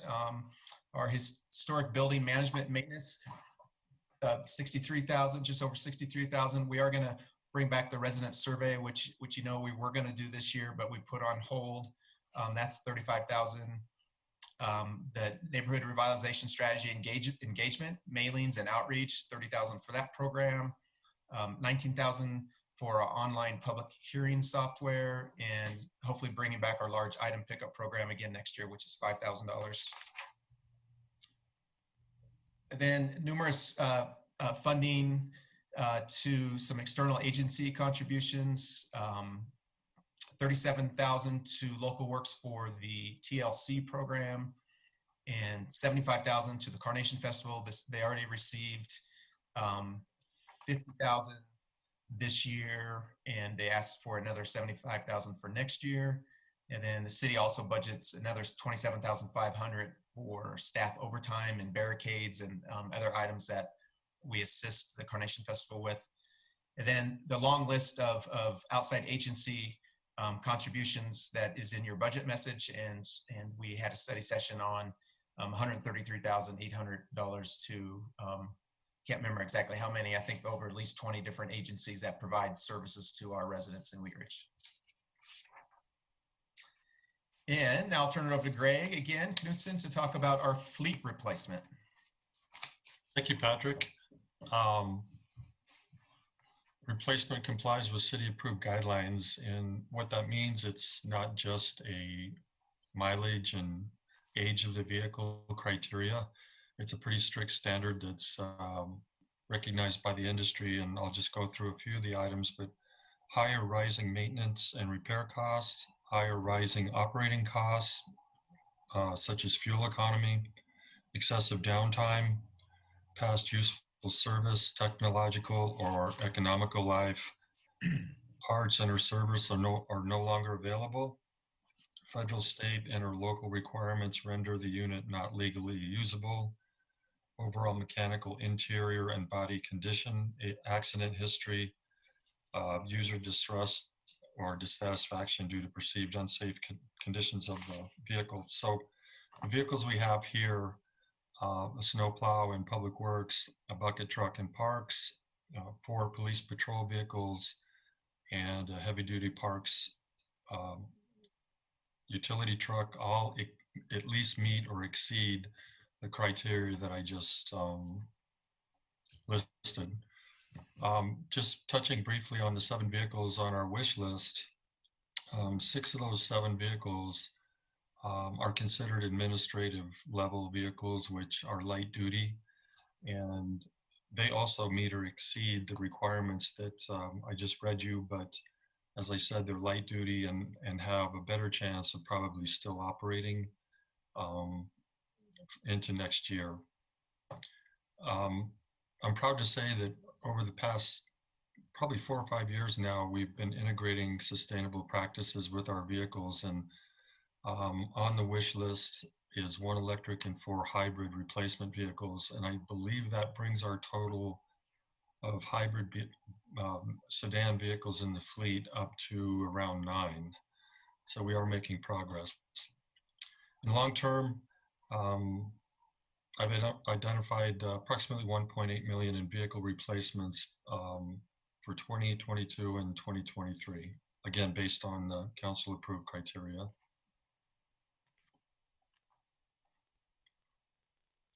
I think I'm not on mute. Am I right? It's hard to tell with the slides going. Hopefully you can hear me. All right, I promise we're almost there. Let's just talk a little bit about our staffing and our benefits. And here's just some great shots of this is Jonathan Allen. He's our IT support technician who I know has helped a lot of you out in his mosque, and our patrol briefing room that got updated this year with some of our awesome officers and the chief. So in 2021, there is no proposed increase in our staffing level. So the staffing level in 2020 is 240.125, which is always funny when you're talking about a percentage of a person. Like, what's 0.125? Like an arm, a leg? I think I'm funny. But that includes the full-time homeless navigator. So that's in 2020. That includes that half. If you like, you all approved very recently a part-time addition to the already part-time homeless navigator. So the 2020 budget and the 2021 budget includes no new staffing. In the back of your budget book, there is a 5-year staffing plan that's in the staffing section, and that gives you a snapshot of the next, the next 5 years and what we're thinking in terms of the staffing that we might need. As we talked about earlier, there are 2 positions that the chief has identified in the police department, a crime prevention officer and a school resource officer, currently not included in the budget, but might be something we come back and ask you all for at some point. We will be entering year 9 of the city's very successful pay for performance plan. The 2021 budget does include modest increases for our civilian employees and also moving our officers in the STEP program to the next step. This year, we have watched in awe, as we've talked about, our employees as they've worked harder than we've ever asked them to work before. They kept the business of the city moving. They adjusted to this new landscape. We froze a number of vacant positions, as we talked about. These employees covered for each other and they filled in. Many cross-trained to support other functions. This was truly a case of pulling together. So again, this budget does provide for modest wage increases in line with the most recent data that we have from Employers Council for the public sector here in Colorado. So it's about a 47% decrease in the wage increases that we brought to you all this time last year. But we feel this is prudent, it's modest, but it's important that we retain the talent that we have here in Wheat Ridge. We usually perform a wage market analysis every 2 years. And again, this is all detailed in the staffing section of your budget book. We were due to complete that wage analysis this year in 2020, and it often results in pay ranges increasing for the next budget year. Due to the pandemic, we froze the market analysis this year. So in 2021, the pay ranges for both civilian and sworn employees will not be moving. They'll stay exactly where they are.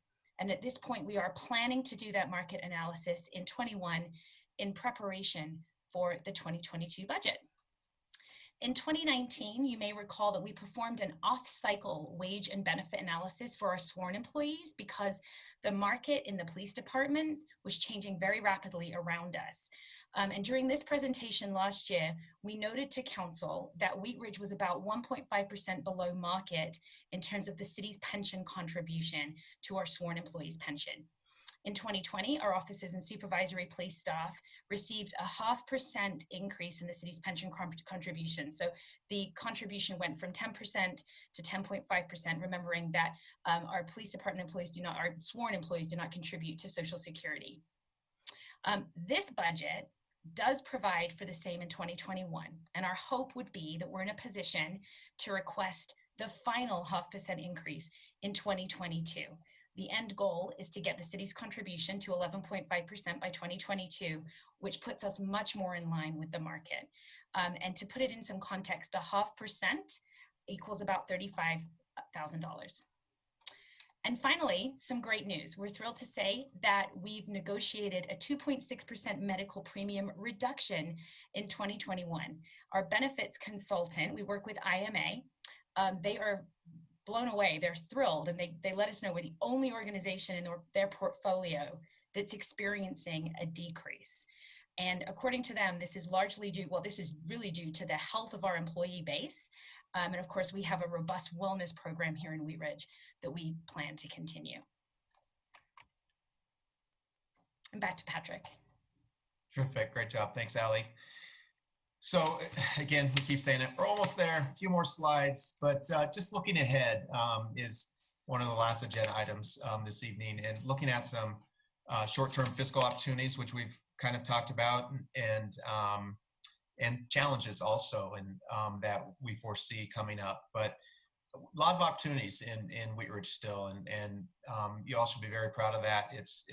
Wheat Ridge is a hot location for a lot of different reasons, and we're seeing a lot of investment in our community. We still have some redevelopment projects that are moving forward. As I mentioned, the corners at Wheat Ridge.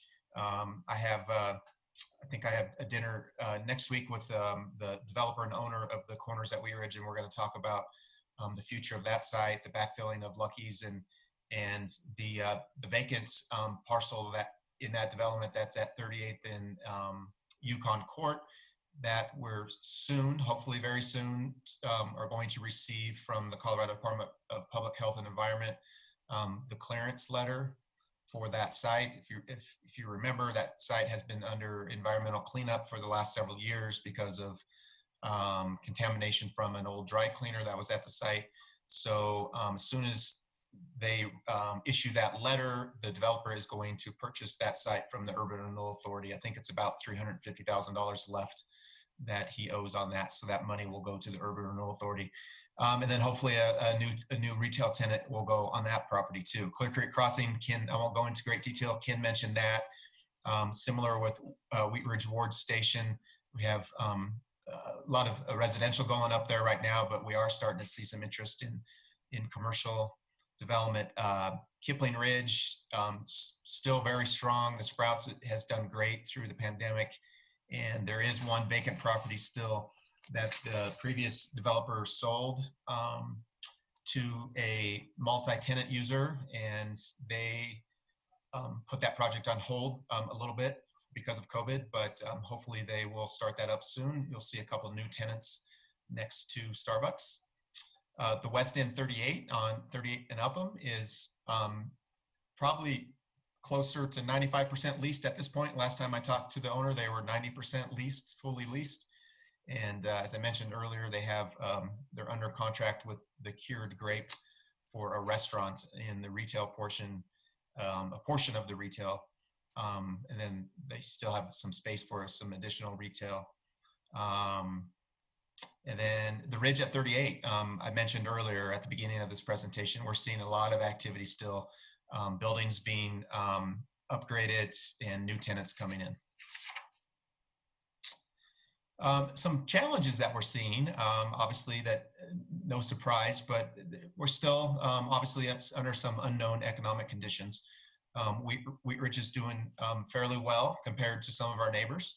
And as Ali mentioned earlier, a lot of that is because of our grocery stores and online sales and outdoor recreation companies, liquor stores, and we're just doing pretty well, but there's still some uncertainty of what's going to happen with COVID and a change or election coming up and what kind of impact that's going to have depending on what happens there. Projecting, as Ali mentioned, just a very modest growth in sales tax revenues for next year, just to be conservative. We do believe it'll probably be much higher than less than 1%, but just to be safe and conservative, we are keeping those increases fairly low. Again, more challenges long-term, as I mentioned, the pandemic and election-related turmoil. There's some uncertainties there, what that's going to do with markets and the economy. We continue to have a funding gap for major capital projects. We're doing much better, I think, over the last 5 years or so, and putting more money towards drainage projects and bridge maintenance projects and different projects such as that. But we don't have a long-term sustainable funding source for capital projects. So it depends on, a lot of it depends on grants and how much the general fund can afford. And funding for, as Ken mentioned earlier, we diverted some funding from the Ward Station to the Clear Creek Crossing project. We don't know at this point when Longs Peak Metropolitan District is going to issue their bonds. So we don't know yet when we're going to be paid back. So there's some uncertainty there. And then also phase 2 of the Wadsworth project.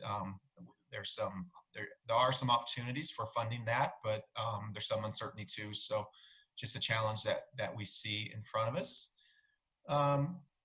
The city's getting older. Our buildings and our facilities are getting much older and harder to upkeep. The rec center, believe it or not, is 20 years old now. I think we do an awesome job of keeping it up, but an example there, the parking lot is still the original parking lot, and it was originally built on very poor surface soil, and it's going to have to be replaced here very soon, and that's a chunk of money.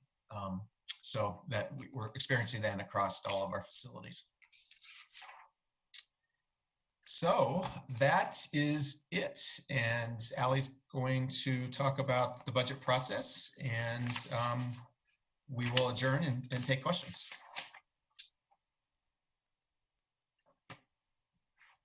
Had a hard time unmuting there. Thank you so much, City Manager. So just to recap, let's see, here we go, where we've been so far in this budget journey. Patrick mentioned earlier that I might have some kudos, and I do. Just a huge thanks to everyone on this call, but and there's also a number of people here in the city, a lot of staff that are actually listed in the budget book, and some others who have been working on this with us since about April when we began really looking at it. And this was a particularly fun year. It was a big puzzle this year. But you all heard about the outside agency program. You had the presentation from them back on July 6th, where they presented recommendations to fund 23 outside agencies in the amount of about $134,000. We did provide some very specific, tried to encourage folks to call in and talk about their priorities from the public on July 13th and August 10th. And this year, we didn't receive any feedback either at the meeting or on Wheatridge Speaks. And that's certainly something we can try to do better in future years. Back on August 17th, you all heard from what we consider the outside agencies, and you reached consensus to at least move forward with the numbers as proposed at that point, and which are included in the budget. So as a refresher, that was Local Works originally in the amount of $486,000. And as Patrick mentioned, we've actually, Local Works reduced that request by $50,000 by eliminating the bubble loan or the bubble program from the city's contribution, and instead funding that out of their own investment account. Wheatridge Business District of $90,000, the Carnacial Festival Committee, $75,000, and Sustainable Wheatridge at $25,500. The next steps tonight, we're looking for you all to reach consensus on the 2021 budget. And then our goal is to bring this back to you all for public hearing and adoption, hopefully, on October 26th. And at that same meeting, we will also ask you to certify our property tax mill levy, which is due by the end of the year. And with that, we're here. You made it. I'd just like to say thank you so much for your time and attention this evening. Mayor, this does conclude our presentation, and we'll be available for questions. Thank you. Well, thank you very much. Obviously, a very challenging year and a very thorough presentation. And thanks to you and all of your staff for joining us tonight to explain these. I'm sure we've got some questions from our counselors. And if you want to put up your hand, we'll go from there. Who will be the first in line? Mr. Mayor? Okay, Mr. Urban. Thank you. I had a question regarding the how do I describe this? The fees and expenses that were not received this year relative to the pandemic, and there was a mention of 1.8 million in recreation fees that weren't received. And my question is, how elastic are these figures as far as do we expect these 1.8 million in rec fees to jump back immediately, or will we continue to see a reduction over time because people's habits have changed? Or I guess we could look at all the other areas in that there was a slide with those numbers on it. In my mind, it seems like the rec fees would be the most inelastic part of that. But because I would assume that the sales tax fees, or the sales tax and use tax, will rebound rather quickly. But my main concern is on this 1.8 million in rec fees as to whether we expect that to jump back quickly or not. Yeah, good question, Mr. Urban. We, as Karen mentioned earlier, we are projecting for the 21 budget that the first 6 months will be very similar to this year. So I believe we were showing about a 64% decrease in Parks and Recs fees for 2020. And we're estimating that hopefully that will decrease to closer to 40, or what was it, 36% maybe in 21. So we are projecting that maybe mid-year they'll come back, but I think it's a great question, Zach, and our people, I'm a frequent user of the rec center, and we're on a reservation system right now, but even with that, there's a lot of times that I'm the only one there. But today it was full. So I think people are getting more comfortable as things go along, and but I think it's something that we're going to have to keep an eye on. I think we have the flexibility that if people aren't coming back like they used to, we're going to have to cut that programming in Parks and Rec. And I guess, so part of that, we kind of have to wait and see what people are doing, but also looking at if there's ways to do additional marketing or outreach, or ways to reframe the programming so that they're clear that it's safe, or that it's a good place to go, because people's habits have changed over the past year now. And so that kind of concerns me, especially as it relates to the ballroom and the meeting spaces and that kind of stuff, where people aren't necessarily going to be meeting indoors as much as they may have in the past. So yeah, all great thoughts and questions, and I'll let maybe Karen might have some additional input on that. I know some of that's slowly coming back too, and we're starting to rent out the business center more now. But Karen, do you have any insights on that? Well, just to the marketing piece, there's definitely a lot we can do, and our marketing generalist for our department just happens to be out on maternity leave and is back this week. So she's been gone for quite a while. So we've been managing without her, but not as well as when she's here. But additionally, just one point that I would make about those revenues too is with memberships. We had a big push in January and sold a bunch of additional memberships, and then those have been on hold since we've been in this pandemic. So we obviously will have some revenue impacts come January. We won't see that same number of people renewing because it won't be time to renew yet. So hopefully we can get back to the capacity where we can, we are going to start unfreezing memberships if people want to at this point, but they can still keep them on hold if they're not coming frequently enough for that to work out for them. So, it's going to be interesting, and just trying to predict that and manage the budget appropriately has been a challenge, but I think we're just continuing to be nimble and provide services that we can. Thank you very much. Thank you. Additional questions from council, Ms. Hoppy. Thank you, Mr. Mayor, and thank you to everybody that worked on presenting this very detailed budget to us. And I appreciate everybody's hard work.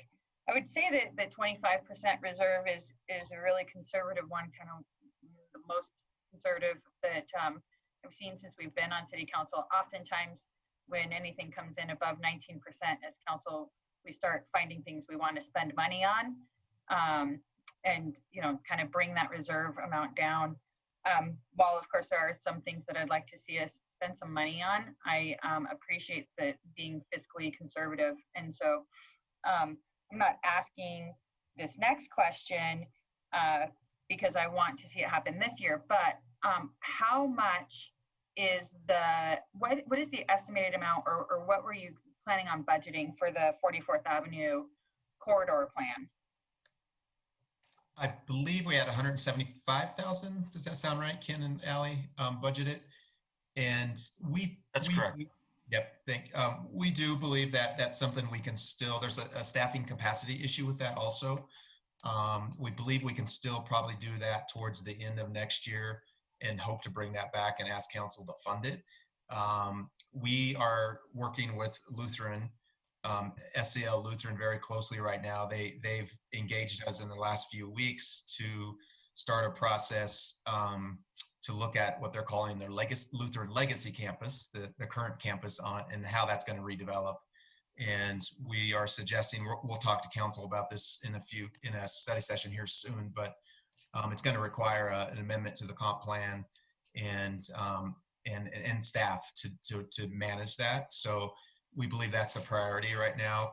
Lutheran is very anxious to move forward. And but Ken, do you have anything to add to that? No, that's absolutely correct. We actually have a meeting on Thursday with SCL and Lutheran to talk about, what a schedule might look like for a planning process to reimagine their current campus. But from a staffing perspective, we need to kind of focus attention on that before we can focus attention on the 44th Avenue corridor plan. Thank you. And then I was wondering on the $50,000 that got removed from the budget from the local works ask. So we were at a 20 unrestricted fund balance of 25%. So if you add 50,000 to that, what does that put our unrestricted fund balance percentage at, like 25.14? I can I'll figure it out real fast. throw it in my spreadsheet real quick, and it probably won't do anything. Won't move the needle much. Okay. No, 50,000.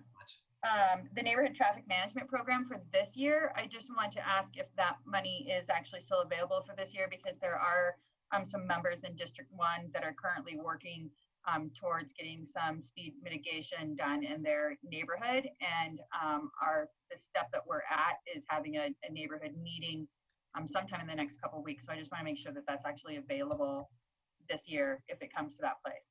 It is available. We just put it on the hold list, and we estimated we weren't going to spend anything this year, but it's still available to use. So if a project comes forward, the funding's available. Awesome. Thanks again so much to staff. Oh, Ellie, you said you got it. 25.1%. Good job. Great. Thanks, Ellie. Okay, thanks so much. Quick with the calculator. Additional questions or comments from council?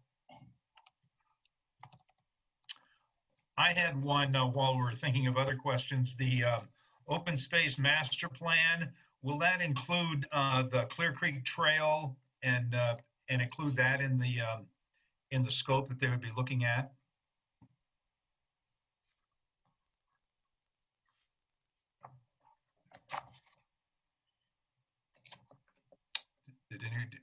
I think looks like Karen's trying to. Karen, there you are. Now you're off mute. Yeah, I'm sorry, could you repeat that question? Is the Clear Creek Trail, would that space be included in the open space master plan? Or I would say I believe so, but that's probably more of a question for Zach Lovato. So if I can get back to you with that. certainly, yeah, just more of a curiosity thing. You know, I think the Clear Creek, as it runs through the city, is an opportunity that we haven't fully explored, and if that was part of it, it would be nice to sort of be able to include that in there. But thank you very much. Additional questions from council? Ms. Hulteen. Thank you, Mr. Mayor. Thank you, everyone, for a thorough budget and a thorough presentation. That was actually very interesting, lots of numbers. A couple of just quick comments. I'm just really proud of the city. Like, we did an extraordinary job this year, and it's clear everyone brought their best, and I don't think it's ever been clearer than the budget presentation. So I'm looking forward to doing better next year. And then I want to just make a quick mention, all the businesses that opened that Patrick mentioned. King of Wings also opened in District 2. Yes. And I want to call them out, because every business that opened this year in our city is just an act of optimism that I feel good about. Also, I had a list of questions, and so many of them got answered during the presentation. So one question I have that is lingering: what is the timing or anticipated timing for the citizen survey next year? Mary Ann, we usually do that when we do it. It's usually April-ish, I think, is when it goes out, and try to get results back by June, July. But Mary Ann, do you have a calendar yet on that? Yeah, I think our goal is to keep it similar to what we were originally planning for this year. So we would come with the questions again to City Council in March, and the goal would be for it to be rolled out a little later in the spring in April, and then we'd have results to you by May or June. Great. And then there's a couple different times you were talking about the getting the reimbursement for the Clear Creek expenses when they go to the bond market, and there's some vagaries around it. Is there any anticipation that that's going to happen this year, or are you guys just pretty much banking on it being this year? I mean, the proposed year, or are you really planning on that for 2022? Yeah, not in 2020. Right. We're hoping in 2021. They're not going to issue bonds until they have their major tenants lined up and signed up contractually. And I know some of those tenants are waiting until the interchange project is completely done. So the good news is we're hoping that's going to be done by the end of the year. And you know, obviously COVID did slow some of the progress down, but as soon as they get some of those larger commitments that I know they're working on, they can issue bonds. But it won't be this year. I'm hoping maybe third quarter of next year. That's my hope. Okay, great. And then one last question. And I talked to you about this a little bit, Patrick, but you know, several times tonight there's been mention that, you know, as we all know, this has been a really disruptive year, and you know, forecasting next year is challenging, not impossible, but challenging. Given the uncertainty and a lot of the disruptions we've seen around like the ability to gather, what are some of our options around the you know, the big chunks of money that are in the budget that are going towards large events, with the uncertainty we have around if we can even have large events? And just, you know, you and I talked about it, but I think it might be good just to throw it out there about, you know, I feel a little nervous about those numbers coming out of the budget at this point, with so much uncertainty around if we can actually hold them. Yeah, good question, good point. Yeah, you know, I think there's several different options with our events, and it is kind of a month by month decision-making process on those. And you know, Carnation Festival had to spend some money last year just because it takes months to plan those projects and get tenants or vendors lined up, and you have to spend some money. So, you know, I think with the local works events, you know, again, I think we've discussed this with council in the past. We don't we don't give Local Works all their money on January 1st of every year. They invoice the city when they have expenses. So it's not 180,000. What did we say it was? 135,000 that is in their budget request for their 4 major events. The holiday lighting ceremony, the Ridge Fest, the Criterium, and Trunk or Treat. And, an option is you could still give them the money, and hopefully they make the decision soon enough before they spend money if it's going to go or not. And so if it doesn't go, they're not going to spend the money and they're not going to invoice us for expenses. You could hold the money off and not appropriate those funds as part of the 21 budget and ask them to come back and ask for the funds if they decide to hold the event next year. So I don't know if that answers your questions, but it's no crystal ball here on if the events are going to happen or not. And I know they're also in Carnation Festival may consider this also next year if it can't be the same event as it has in the past. Maybe there's different ways to produce the events that are still meeting some of the social distancing requirements, and that's going to require some money too. So I'll leave it at that. I'm not sure if I answered your question, but those are my thoughts. Okay. Yeah, thank you. And again, I just want to be clear. My intention is we obviously want those events. I mean, these are great, events that define us as a community. And when I just think about the risks and uncertainties in the next year, that seems to be where we really did a lot of pivoting. So just thank you for those options. And that's it for questions for now. Thank you very much. I have Ms. Hoppy and then Mr. Miller. Thank And you. then Ms. I just have a follow-up question on kind of what Councilmember Hulteen was just asking. So as I understand it, the Wheat Ridge Business District at some point in the first quarter will invoice for the $90,000 or for what's been approved through the city budget. That'll come into our budget, and then we utilize that throughout the year. And then the Local Works, it's a reimbursement plan, so they spend the money and then we reimburse them. So with the Carnation Festival, I know we gave them $50,000 last year. They were approved for $100,000. So how does the Carnation Festival do that? Do they do a 2 times, so then they have the money and then they spend it because it's in their budget, or do they ask for reimbursement as it's spent, or how does that happen with the Carnation Festival? Yeah, they typically ask for 2 allocations, half earlier in the year to as I mentioned, to have some funding for the expenses that they have for planning, and then the second half, I think usually they don't request, I think maybe even till the festival's over or very, very close to the end of when the festival is, the end of the summer.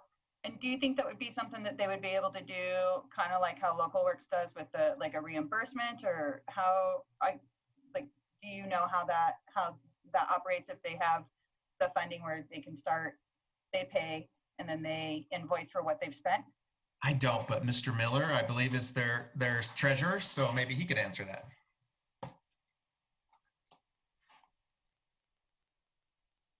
Can't hear you, Chris. Mr. Miller, doesn't say you're on mute. He's kind of seemed perhaps frozen in time and space. There you are. Now you're frozen with a smile. Can't hear you though. We can't hear you, Chris. No sound yet. Is your computer on mute? No, it doesn't show it on. No. Okay, well maybe. Logged off and back on. We'll come back to him. Oh, there we go. Now, whoop. Okay. Come back on. All right, he's up next on our speakers list, but while we're waiting for him to come back on, Ms. Nussler-Beck had her hand up.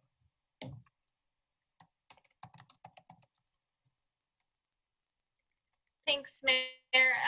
I just wanted to thank Allie and Patrick for sitting down with me earlier this week and going through the budget. And I've had a lot of people reach out to me specifically about homelessness and the impact of the encampments off of Kipling and how they're impacting the businesses there. And Ali and Patrick were able to provide a lot of clarity on how that can be something that we as council can discuss more coming up in February when we meet for our retreat. Maybe we meet or we Zoom in February, but I just wanted to kind of talk about that and just make note that that's something that we'll talk about in February, because I'm learning in this process how the budget works, and because it's not taken out as a specific line item in the budget, we can make it one of hopefully the agenda items that we have on the retreat. And with that, also I wanted to talk about housing and affordable housing in the city. So thanks for explaining that process to me, Ali and Patrick, and for sitting down for a really long time to dig through all of this. So I really appreciate it. And thanks to everybody for all of the work that went into the budget. I also talked to Kate at Local Works and had a really good discussion with her about how funds are going to be utilized. And so I feel really confident about that budget now too. So thanks, everyone. Thank you. Okay, well, let's see if we can bring Mr. Miller into the conversation. Thank you, Mayor. Can you hear me now? I can hear you now. Excellent, thank you. I want to discuss the Carnation Festival and the funding to answer Ms. Hoppy's question. Last year we asked for $50,000 and we had about approximately half of that in expenses that were incurred prior to the event. The plan for next year is overall we're probably not going to, or I should say we are not going to ask for any of that money until we are relatively assured that we can put on a festival next year. Overall, the Carnation Festival doesn't have the amount of liquidity that an organization like Local Works has, so we couldn't upfront that amount of cash to put on the festival and then invoice the city later. So just because of the type of organization, we just can't do that. But we can commit to, given the public health mandates, restrictions on mass gatherings, of not requesting any budget next year until we have a relatively good assurance that we can put on the festival and produce it. Thank you. Additional questions, Ms. Weaver? Thank you, Mr. Mayor. I also just want to thank everyone for putting together Ali and Patrick. This is an incredible document. And I don't have a lot of questions, but I do want to call out the fact that I am just amazed that you have normalized what is always a very tough process.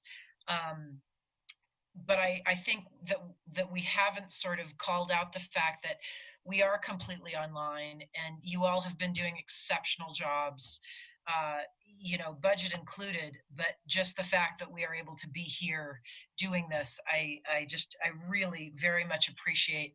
I mean, going through a budget and taking out and adjusting basically on a moving target. I just have very much appreciated both the sort of hidden work that the staff at the city is doing to sort of make everything normalized, but also the fact that we are so much better off than other cities. And while I think Wheat Ridge is a very unique community, and I think we have lots of assets, I also think that you all are a huge reason that we are sitting here better than we were worried about in number C, the worst case scenario. So I really just want to thank you all for such a comprehensive document. I know that I was a little when Ali handed it to me 2 weeks ago. I know she saw my grimace and gave me the assignment to read it. So I just want her to know that I took the assignment seriously, and I do really appreciate the work that's gone into this, especially with a moving target of a year that we've had. Thanks. Thank you. Additional discussion or questions? Ms. Dozman, is that your hand? Yes, thank you, Mr. Mayor. So I have several like clarifying questions and just a couple asks, I think mostly of staff. So first I wanted to kind of touch on the police department budget and the 47% decrease from the 2020 budget regarding the pay for performance and the step increases. I just want to discuss like how much of a disadvantage that would be for us competitive wise, if that's going to really impact how we recruit and whether we maintain our police force. Yeah, good question. And the 40%, 7% doesn't impact the step increases for the police department. We are budgeting for their normal steps, and they are anywhere, I can't remember what the range is now, police department steps, because we compressed their steps a couple of years ago. And Allie, if you remember, they're anywhere from 5 to 10% depending on what step it is. Yeah, and actually, if you're curious, there's the sworn plan is located behind in the staffing section of the budget book. Yeah, good point. Oh, sorry. No, I wasn't saying, just in terms of if council is curious about that. Both, all the staffing plans are in there actually. So that's a good place to look. So the steps go from the big jump is step 6 to step 7. So and the chief can speak more to this, but when we recruit, new recruits come in at step 1. That means they're a recruit, they're in the academy. They exit the academy and they move into step 2. Their goal is to get to step 7. Step 7 is the top step, and to get there as quickly as they can by successfully completing each step. They are still assessed on their performance at the end of each rotation, and if they successfully complete their rotation, then they might be moved to the next step. So that the biggest jump is from step 6 to step 7 is about 12.2%. And sorry to jump in, city manager, but just that's helpful. Yeah, and so they sort of move from step 2 to 3 is 6.5%. They're basically 6.5, and then the big ones at the end. And as the city manager reiterated, we aren't the goal here was really, it was very important to us to make sure that officers in that step program aren't interrupted or delayed in reaching that top step. And also there's, we've obviously we talk to our peers in other cities, and some cities aren't like Arata. I think they will eventually next year, but their proposed budget is not including any step increases even for their police department. Lakewood is. So I'm not worried about falling behind. We're not eliminating steps. So I think we're going to catch up, if anything, because I think some departments aren't going to do steps for their police department. So the 47% decrease is going to be in civilian positions. We normally, based on performance, employees are eligible anywhere from 0 to 5% increases. That's where the reduction is going to be. The highest performing employees are only going to be eligible for up to 3.5%, Allie? Is that right? So that's where the reduction is, Ms. Dozman. Okay, thank you. That answered my follow-up question, so I appreciate you clarifying that. One of my other questions, and I heard Karen speak to this briefly, but could you remind me how much money we've already spent on the 30% design for the green at 38th, and how much money you had mentioned an exact number, Karen, and because we had at one point spoken about taking that off of the 2021 budget when we were discussing specific budget cuts, and so I just kind of wanted to touch on that and maybe open up a dialogue with other council members. Karen, do you want me to address that? Sure. Yeah, I've been kind of managing that at this point, Leah, because it was crossed over before Karen started. But so we originally had $900,000 budgeted for that project over the last couple of years. And City Council did approve us to move forward with 30% design, and that contract is about $35,000. And we haven't been invoiced for it all, but the project they are started on that design. So that leaves just about $865,000 in the open space budget. But Karen did mention earlier that the park development fees that we received for the Edison apartments at the Corners project, and then also for the 38th, the West End 38 apartments at 38th and Upham, those total about another 800,000 that we would like to restrict for the green construction, which would bring construction dollars to about $1.6 million available. And then the school district is very interested in moving forward. They issued bonds, if you remember, a couple of years ago for improvements to most of their schools, and Stevens Elementary is on that list, and they want to do major parking lot improvements for safety and traffic, kiddo drop-offs. So that would totally reconfigure the current green. And so it's a good leverage project if we can move forward with it, because the school district would cover the expense to redo the parking lot. Okay. Yeah. So I mean, I didn't realize Stevens was one of the schools that was slated. I know Prospect Valley is getting a whole new building. I mean, one of my concerns is definitely that all levels of government are going to be facing budget cuts, including the schools. And unfortunately, Wheat Ridge tends to be on the chopping block anytime we're talking about major budget cuts within the Jefferson County School Board. And so I mean, that's always kind of been a concern of mine, is that we don't own the property. And we would have to enter into an IGA with the county, which I know we've held, and we have the first right of refusal. And we had talked about a contingency plan of, if they were to sell the property, that we would hopefully have the first rights to purchase it. I think there's so many uncertainties at this point in time. I was just kind of surprised to see it as a 2021 strategic priority still. And so I just kind of wanted to discuss that. So I appreciate you letting me know. And I know that the parking lot was a big portion of the cost as far as what we had allocated. And so are we going to transfer that to something else? Like, are we going to redesign at that point in time if the school board is going to be paying, or school district is going to be paying for the parking lot? Well, we've been working very closely with the school district and have met with them recently again, and they have funding allocated for Stevens that they have to spend on Stevens, because it was part of the bond initiative that they did, and it's for it's not for a new building, of course, like Prospect, but it's for mainly safety improvements, and a lot of those safety improvements include the parking. So we don't know what that number is yet. So we're only we're only working on 30% design. So we don't know what the final number is, how much of it's going to be for the parking lot, and how much it's going to be for the actual park improvements. So, you know, the original 900,000 that we had budgeted, I don't think would be enough, even with the school district contributing to pay for the parking lot portion. We probably need more than 900. I just don't know what the budget is at this point. When they originally put together some conceptual plans, they were looking at anywhere between 2 million and 5 million. But that was before the school district agreed to pay for the parking lot portion. So we just don't know those numbers yet at this point, Ms. Stosman.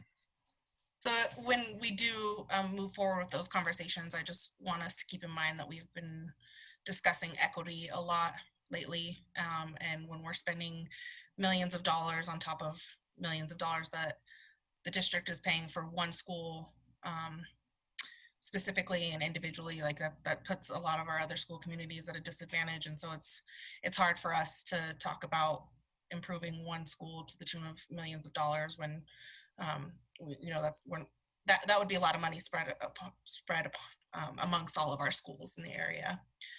Well, the improvement's not a Stevens Elementary improvement. It's a park or community plaza improvement for the city, especially with the new. What's it? Well, it is. The school owns the property, but they're willing to give the city a 99-year lease for the property. They've done that with the city of Arvada in a very similar project. And with the new design of the Stevens, they want the parking, all the new parking, to be all adjacent to the building, so that the park improvements would be a very separate entity. It wouldn't be connected with the school. The school could obviously use it, but it's not going to be a school amenity. It's going to be a city amenity in my mind.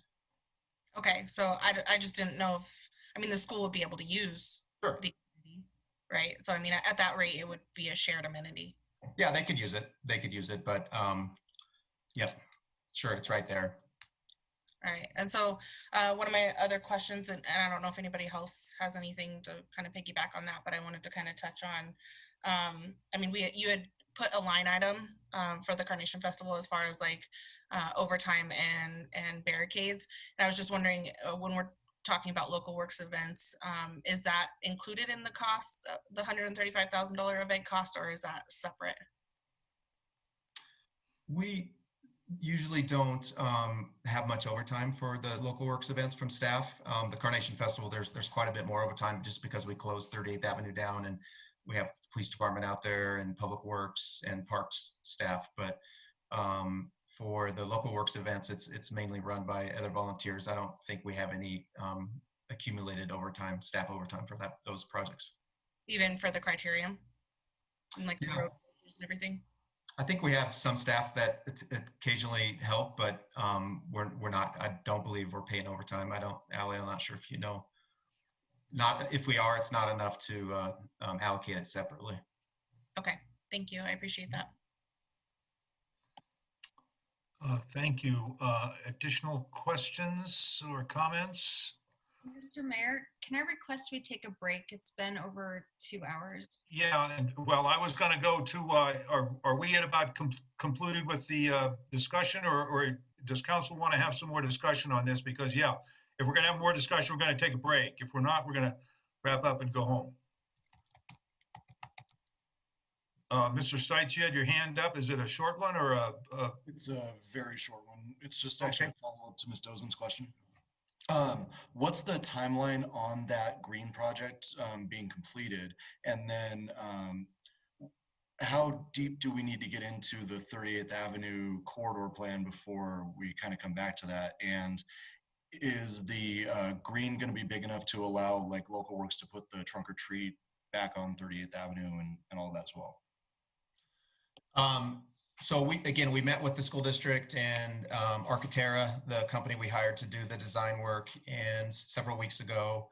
And the school district's schedule is they are right now programmed to do the Stevens Elementary work like August of next year timeframe is what they told us. And they would like us to do the project all at the same time, so it's not impacting the school two different times. So that's what the school district would like to shoot for. The local works has been involved in the stakeholder meetings, and they believe that the new layout of space would work for their projects. It probably would never work for trunk or treat. Just there's just too many cars, and it doesn't work with the current space. So I think they're always going to find a different location for that. And I know they've been using Lutheran. So yeah, I don't believe the new design would still allow trunk or treat. Do you have one more question, Mr. Stites?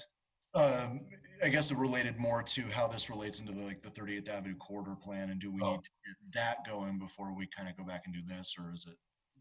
I don't think it contradicts or conflicts with that plan at all. It can be done separately. And Ken can maybe jump in here, but the streetscape that would be built as part of this project would meet the requirements of the corridor plan. That the case, Ken? That's accurate, Patrick. Yeah, I don't think we need to revisit either the streetscape design manual or the 38th Avenue corridor plan to do what we've looked at conceptually for the green. It complies with those documents. Okay, thank you. And thank you to everybody who worked on the budget. All my other questions were answered. Thank you. Okay, thank you very much. We're about 2:20 into this discussion. We could take a break and come back and do some more discussion, or if you think we're ready to generate a consensus, and also assuming that we don't have a lot of announcements coming up, we could conclude and be done for the evening. So is there consensus on the budget to move forward? Ms. Hoppy, do you want to make a consensus, or is that a vote? I was raising my hand for that vote, but I think Mr. Urban was ready to make that consensus, so I will let him go for it. Mr. Urban. Thank you, Mr. Mayor. I would like to make a consensus that we move forward with the budget as presented. All in favor of that, to raise your hand. We're going to get a sense of the council. 1, 2, 3, 4, 5, 6, 7. It looks like we have a consensus to move forward. So we will do that. And if there's no more business to do on the agenda item number 1, we will conclude that item. And then, Mr. Goff, do we have extensive staff reports to go on tonight? We have none. That's just the right amount of staff report to go on. Are there any elected officials matters that anyone would like to bring up tonight? Mr. Stites. Just one quick one, Mr. Mayor. Ms. Weaver and I will be at Louise Turner Park at 10:30 on Saturday morning for a District 3 meet and greet and kind of an information session. Should be about an hour. So we'd love to see everybody there. Thank you. Thank you very much. Did I see Ms. Nosler-Beck's hand up? Thanks, Mayor.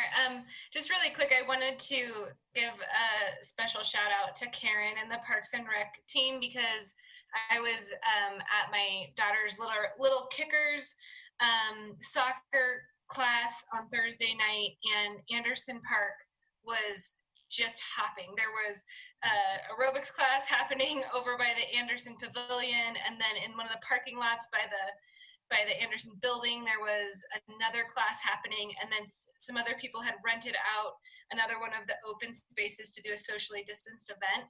And so I just wanted to thank you all for making the dream work, because it's amazing what's happening. So thank you. Thank you, Ms. Nosler-Beck. And Ms. Weaver, your hand is perpetually up. Are you with us? She looks frozen. I think she must be frozen. Mr. Urban. Thank you, Mr. Mayor. I want to wish everybody a happy Cabrini Day. And thank you to Mother Cabrini for all the work that she did in the state of Colorado and all the orphanages that she created. And this is a day to spread kindness and cheer to everybody. So happy Mother Cabrini Day. Thank you very much, Mr. Urban. Did we get Ms. Weaver back on the screen? I'm looking, but I don't see her in here yet, Mayor. Okay, I don't see her here. I will mention to everyone that next Saturday is Coffee with the Mayor. If you want to dial into a Zoom meeting at from 9 to 10, we'll talk about whatever's going on in our city that you want to talk about. So, and we would love to have you there. Ms. Hulteen. Thank you. I thought of one quick thing. I was unable to attend the event on Tuesday celebrating our boards and commissioners, but it's been fun driving around town and seeing the yard signs up, recognizing our neighbors who give service to our city. So thank you guys for doing that. I'm sorry I wasn't there, and I'm looking forward to hopefully next year celebrating in person. But thanks for putting that together. That was a really nice recognition. Thank you to all the staff for doing that. Ms. Weaver and I were able to join from council, and we had a great time. And thanks to all of our boards and commission members. And Judy too, Mayor. And Leah. And Leah too, and her kids. Oh, and Leah, I'm sorry. Yes, I'm sorry. Yeah, we had a lot of people, so my mind is not as good as it used to be. So is there any other public officials matters to come before us tonight before we get a break and get some dinner? Ms. Dozman. Thank you. I just wanted to extend my gratitude to staff and other council members during this budget process. We get this huge binder dropped off at our houses, and we have a couple of weeks to review, and we have the ability to reach out to staff if we have any questions and talk to members in the community and individual council members as well. So I just wanted to thank you all for putting so much time and effort into this. The staff has always done a phenomenal job of giving us the information that we need and answering questions as they come about. So thank you. Thank you. And I see Ms. Weaver back with us. Sorry about that. I just wanted to thank I went to the police department awards last week. It was just incredible. hearing of bravery and empathy from both officers and citizens. I had never been to the police awards, and I just wanted to thank Chief Bertha. It was really incredible. I encourage anyone, if you've not been to those, go to them. It's pretty incredible. It's incredible and inspiring. I'll tell you, when you listen, when you hear what good work our police and our community members do to keep us safe and take care of us all, it's really, you should be glad that you live in Wheat Ridge. Thank you. Thank you both for attending as well. I know not everybody could make it, but it means a lot to the men and women of Wheat Ridge Police Department when you can show up. Okay, any more business to come before our meeting tonight? Okay, we will stand adjourned. We'll be back at a regular session, 7 o'clock next Monday night. Everyone have a great week. Be careful, be safe. Social distance, keep your mask on, and be safe and take care of your neighbors. Good night. Everybody.